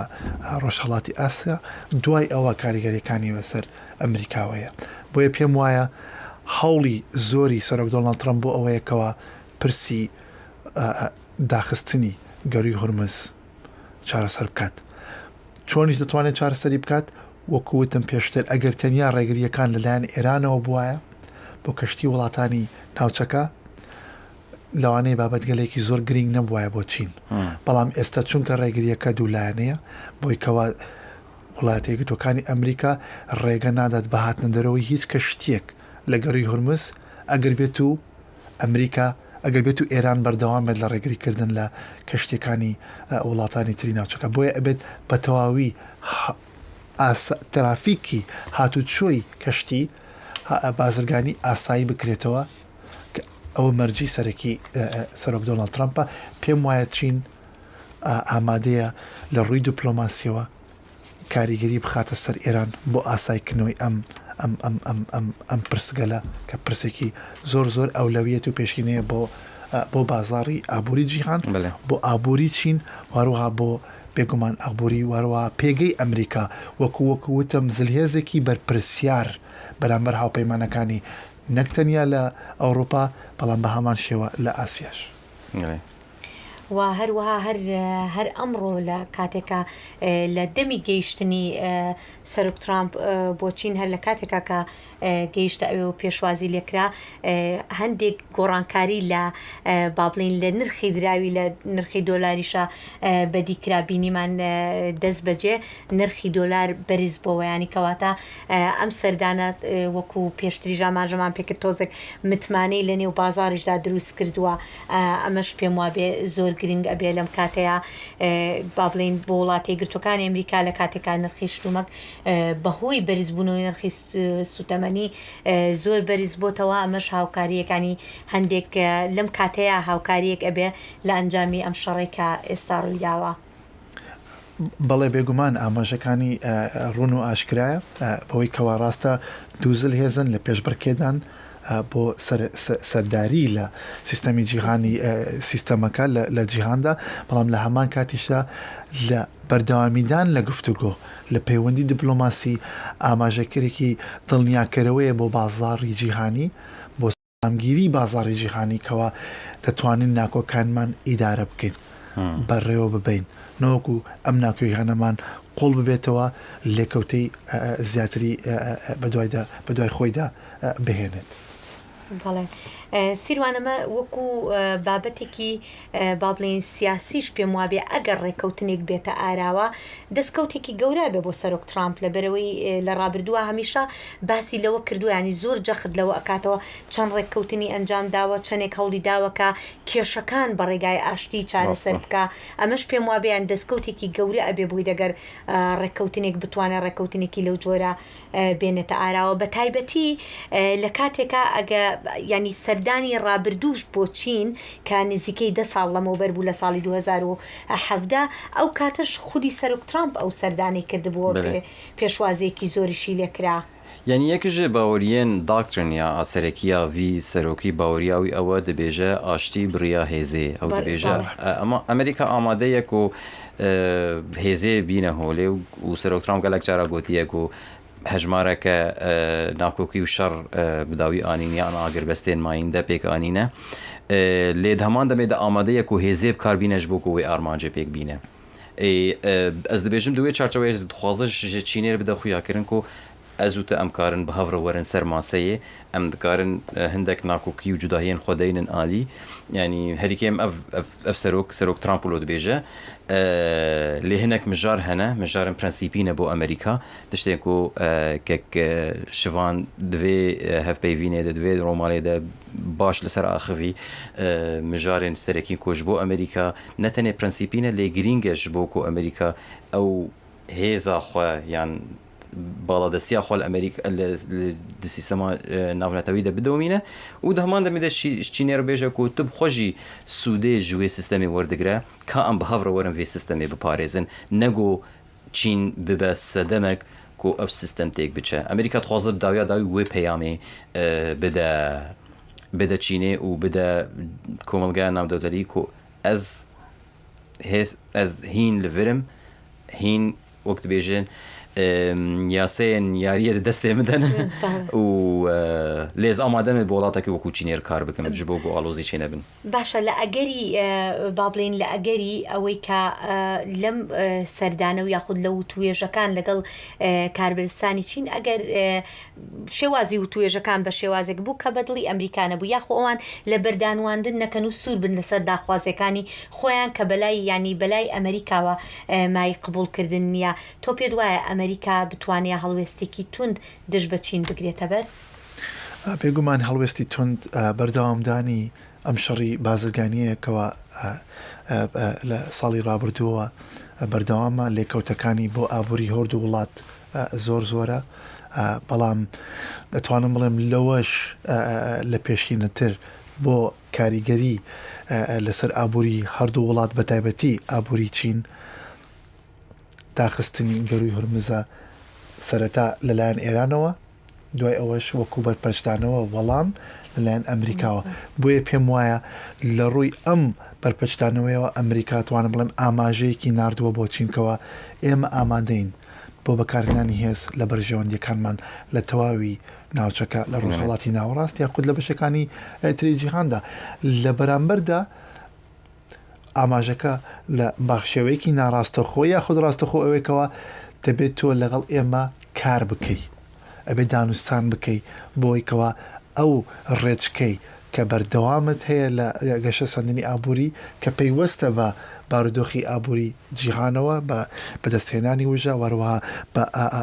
سربەستی هاتوچۆی کەشتی